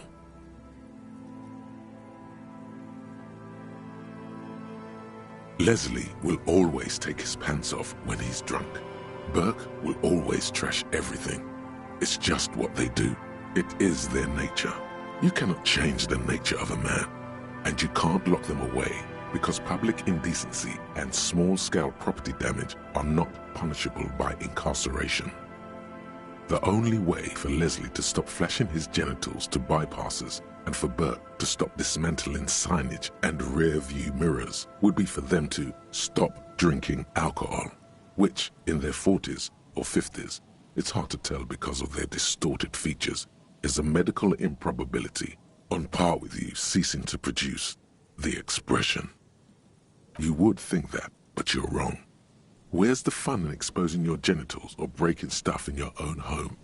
No, Leslie and Burke are on the corner of Main Street and Perdition because that's where the action is. Can you keep yourself off the streets? Threatening fines, dragging them to the station, locking them up in the hellholes they live in, locking them up in the station, hypnotherapy, even trying to get the local gang of Zemyaki to take them out. The Zemyaki gave them ethanol so Burke and Leslie would expose and rampage even harder. You tried it all, and still the complaints wouldn't stop, as they hadn't stopped for 10 years. It's plain to see from the files that you, Satellite Officer JV, and Special Consultant TH had more important cases to attend to. You uncover cross-reference to several ongoing investigations, each brought to a standstill every time you drive down Main Street. Because there they are, on the corner of Perdition. And what is Leslie doing? No, that's Burke. Leslie's shtick is flashing his genitals, remember? How will you ever solve the unsolvable case if you can't even get that straight? Well, turns out it's pretty simple. The case becomes considerably less comic one day when Burke takes a swing at your ledger. He must have it confused with the property he likes to damage, but the joke's on him. The officer is also drunk. Way more drunk than Burke there. And let's be fair, you also have party eyes. You slam the hardened plastic board in his face, then proceed to beat him unconscious with it. In the process, the ledger sustains damage. The compartment within, reserved for permeable documents, is jammed shut. You stop your assault on the now unconscious Burke to open it, but are unable to do so. The officer began to cry, reports Leslie, who, at this point, is tending to Burke. Killed them. They broke it.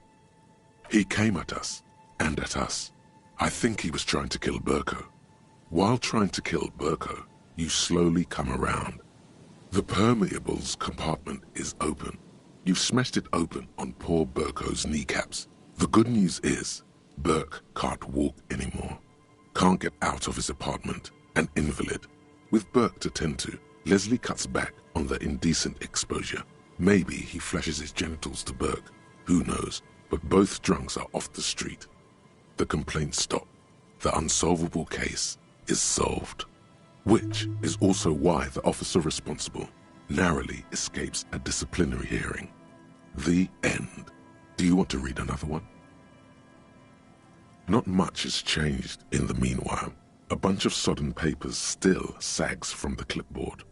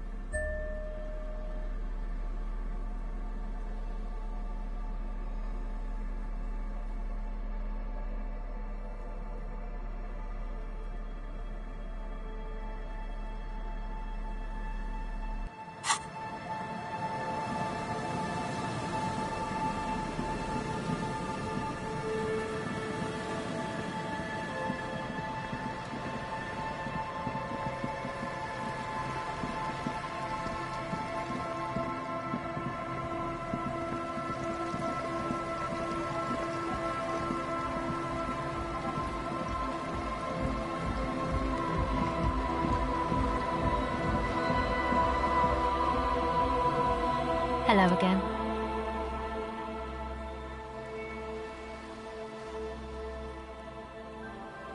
I did, and I'm sorry. For what it's worth, which isn't much. This is why I didn't go into the tent. Typical delinquency. You don't get to choose your posse, they choose you. Mine are idiots, but they're mine. I tried to talk Andre out of it. I even tried not to lie to you. Indeed, she merely tried to omit the truth instead.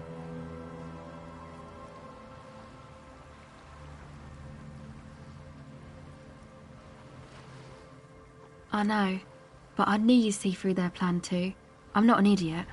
I should have been able to control them, and I will in the future. I promise. May I ask, what did you tell them? Thank you. I'll get them under wraps, I promise.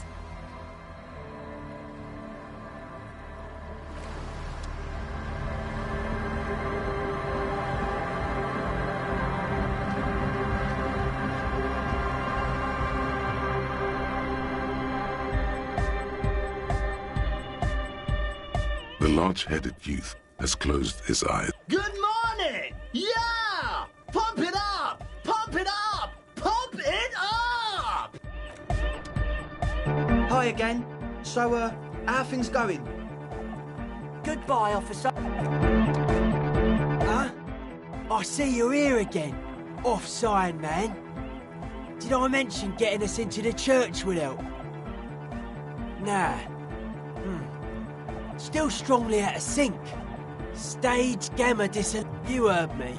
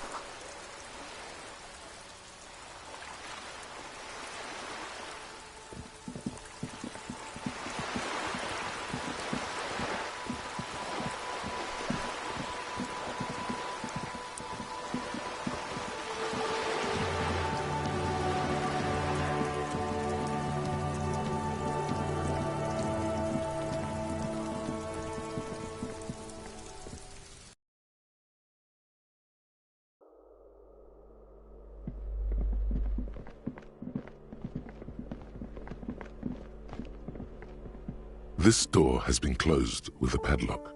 A chalk-drawn number on the board says, number 11.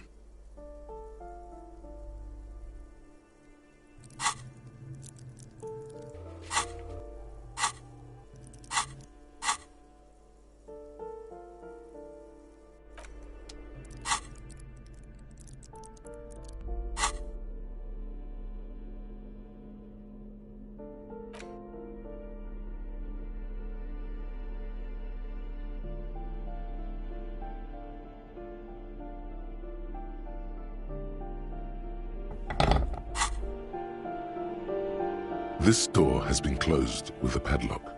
A chalk-drawn number on the board says, number 11. The shackle snaps like a twig, and the lock falls to the floor with a little thud. It should be possible to enter now. After you, detective.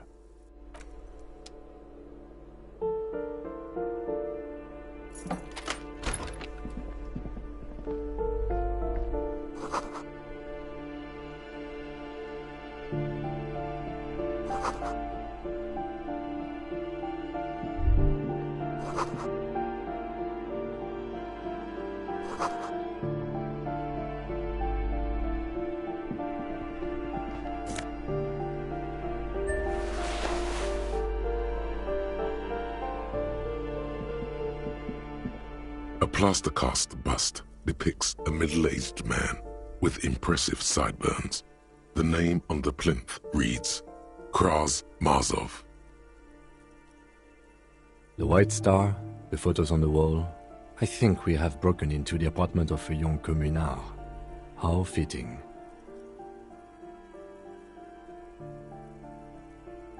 Whoever lives here definitely shares your enthusiasm. There aren't many communists around, not after the revolution. Some youth still keep the ideology going, it seems.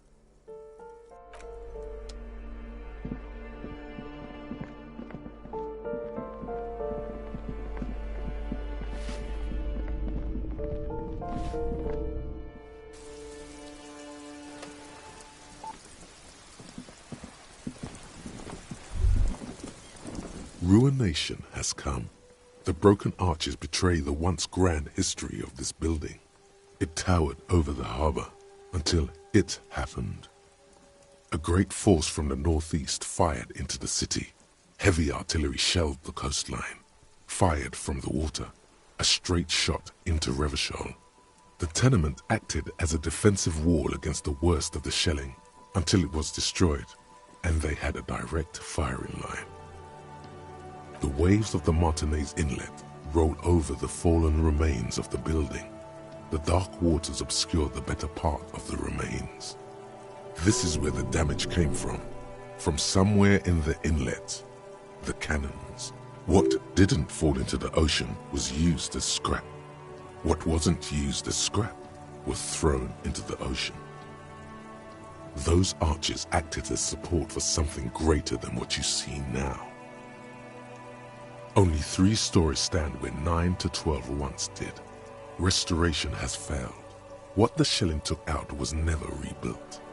Underwater, iron helmets have sunk deep into the sand and the mud. Helmets of soldiers, and their finger bones too, and clavicles, littering the ocean floor. A fleet, the combined armies of Occident and Grad, with Mesk volunteers, a 5-nation army, hundreds of vessels. They massed airships further down in the Bay of Revachol. The artillery was so powerful. The ships not only required gyroscopic stabilization, they were anchored into the ocean floor as well. Many are still there to this day. If you squint, you can just barely see the shadow on the water, far in the northeast. Cannons still ready to placate Revachol. The coalition. But that was a long time ago. I think we should move on. It's chilly up here. He does not like talking politics of this kind. He fears the discussion might lead to disagreements, as it often does.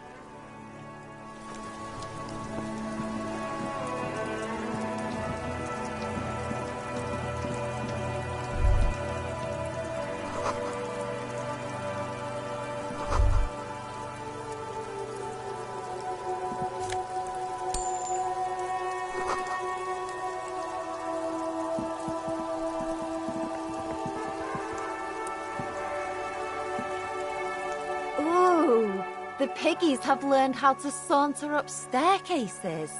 I didn't think you could do that with hooves. But here you are.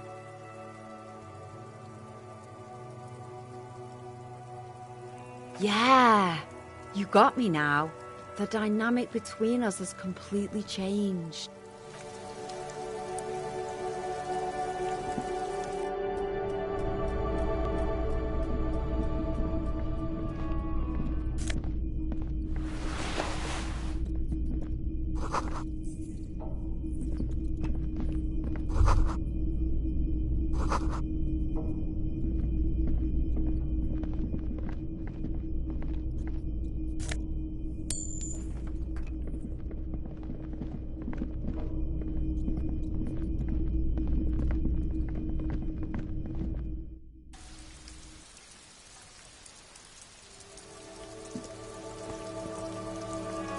Hello again, officers. Have you come to admire my mural? Ooh. Not only have you found my address, you've discovered my biggest secret. I'm a coal miner.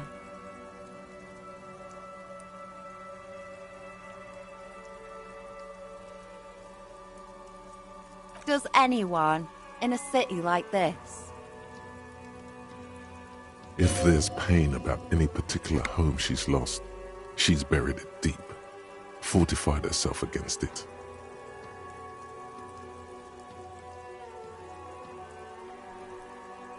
It doesn't have to do anything at all. Nothing does. Like me. Right now, I'm doing nothing at all. Shoot, Piggy. It's what you do, isn't it? Can't you tell? I'm painting a beautiful... I haven't really started it yet. Yeah? Lying is cool,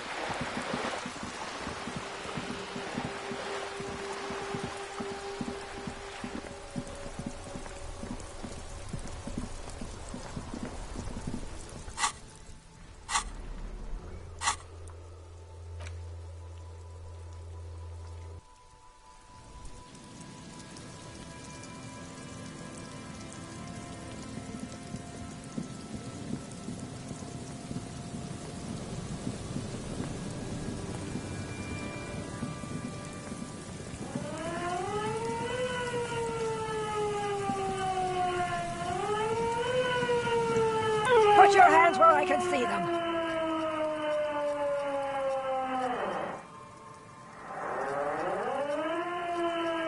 Show me your hands. This is the pigs. Show me your hands. Right now! Show me... Scavenged, battery-powered police lights protrude from her back. The flickering light show reveals a gun in her shaking hand. Her hand is trembling from some sort of neurodegenerative disease. Madame, please drop the firearm immediately. You shouldn't be here. Something's very wrong with her. She's completely out of control.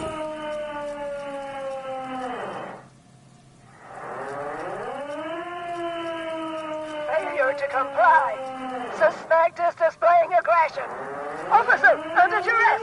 Officer, under duress! I am the police. Don't move. Don't move. Hands on your head. Suspect is armed and dangerous. Lateral vascular neck restraint. Carotid sleeper. Carotid sleeper. Critically reducing blood from passing through the neck of the suspect. Be careful, detective. Don't do anything that might set her off.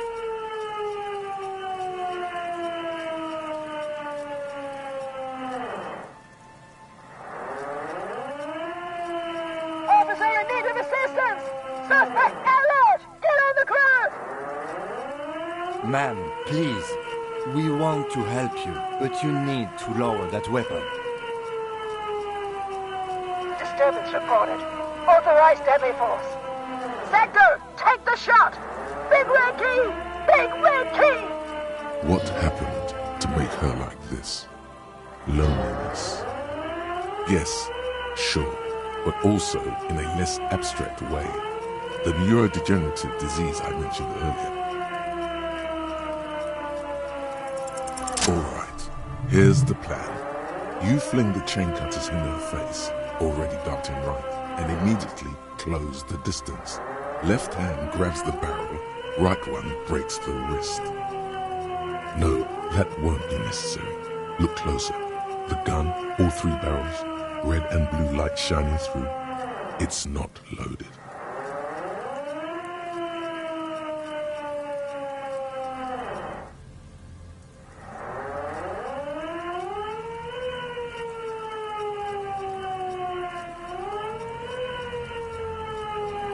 Huh? My God, I think you're right.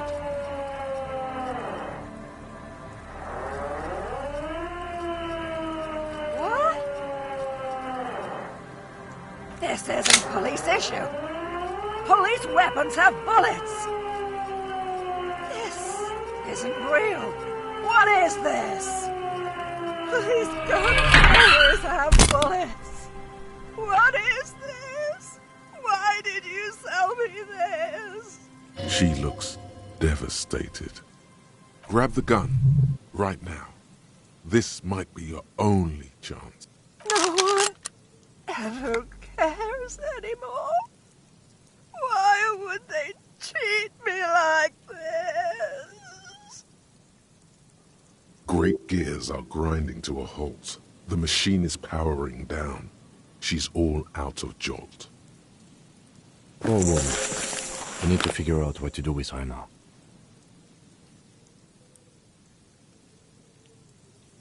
Nobody's ever around. Nobody ever comes to visit me. The woman stands in front of you, motionless, unresponsive, almost like an inanimate object now. A mountain of police paraphernalia. In there she is alone, trapped in a world of blue and red lights. Her children and their children, if there were any, stopped coming when it got really bad. She's in a stupor. I've seen this before. God knows for how long. Could be days when they get like this. Honestly, I don't know. Dementia, probably. Dementia and Channel 8, and loneliness.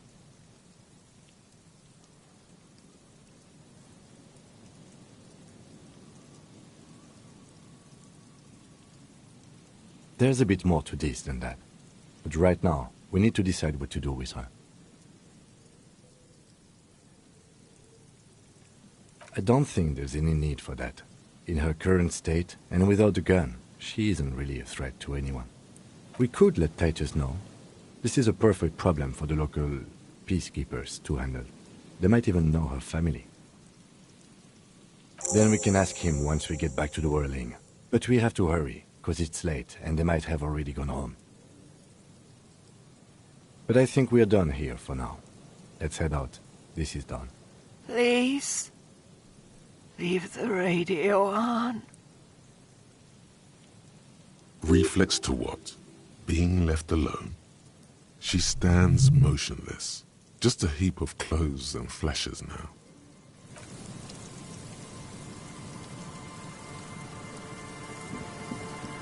The woman stands slumped.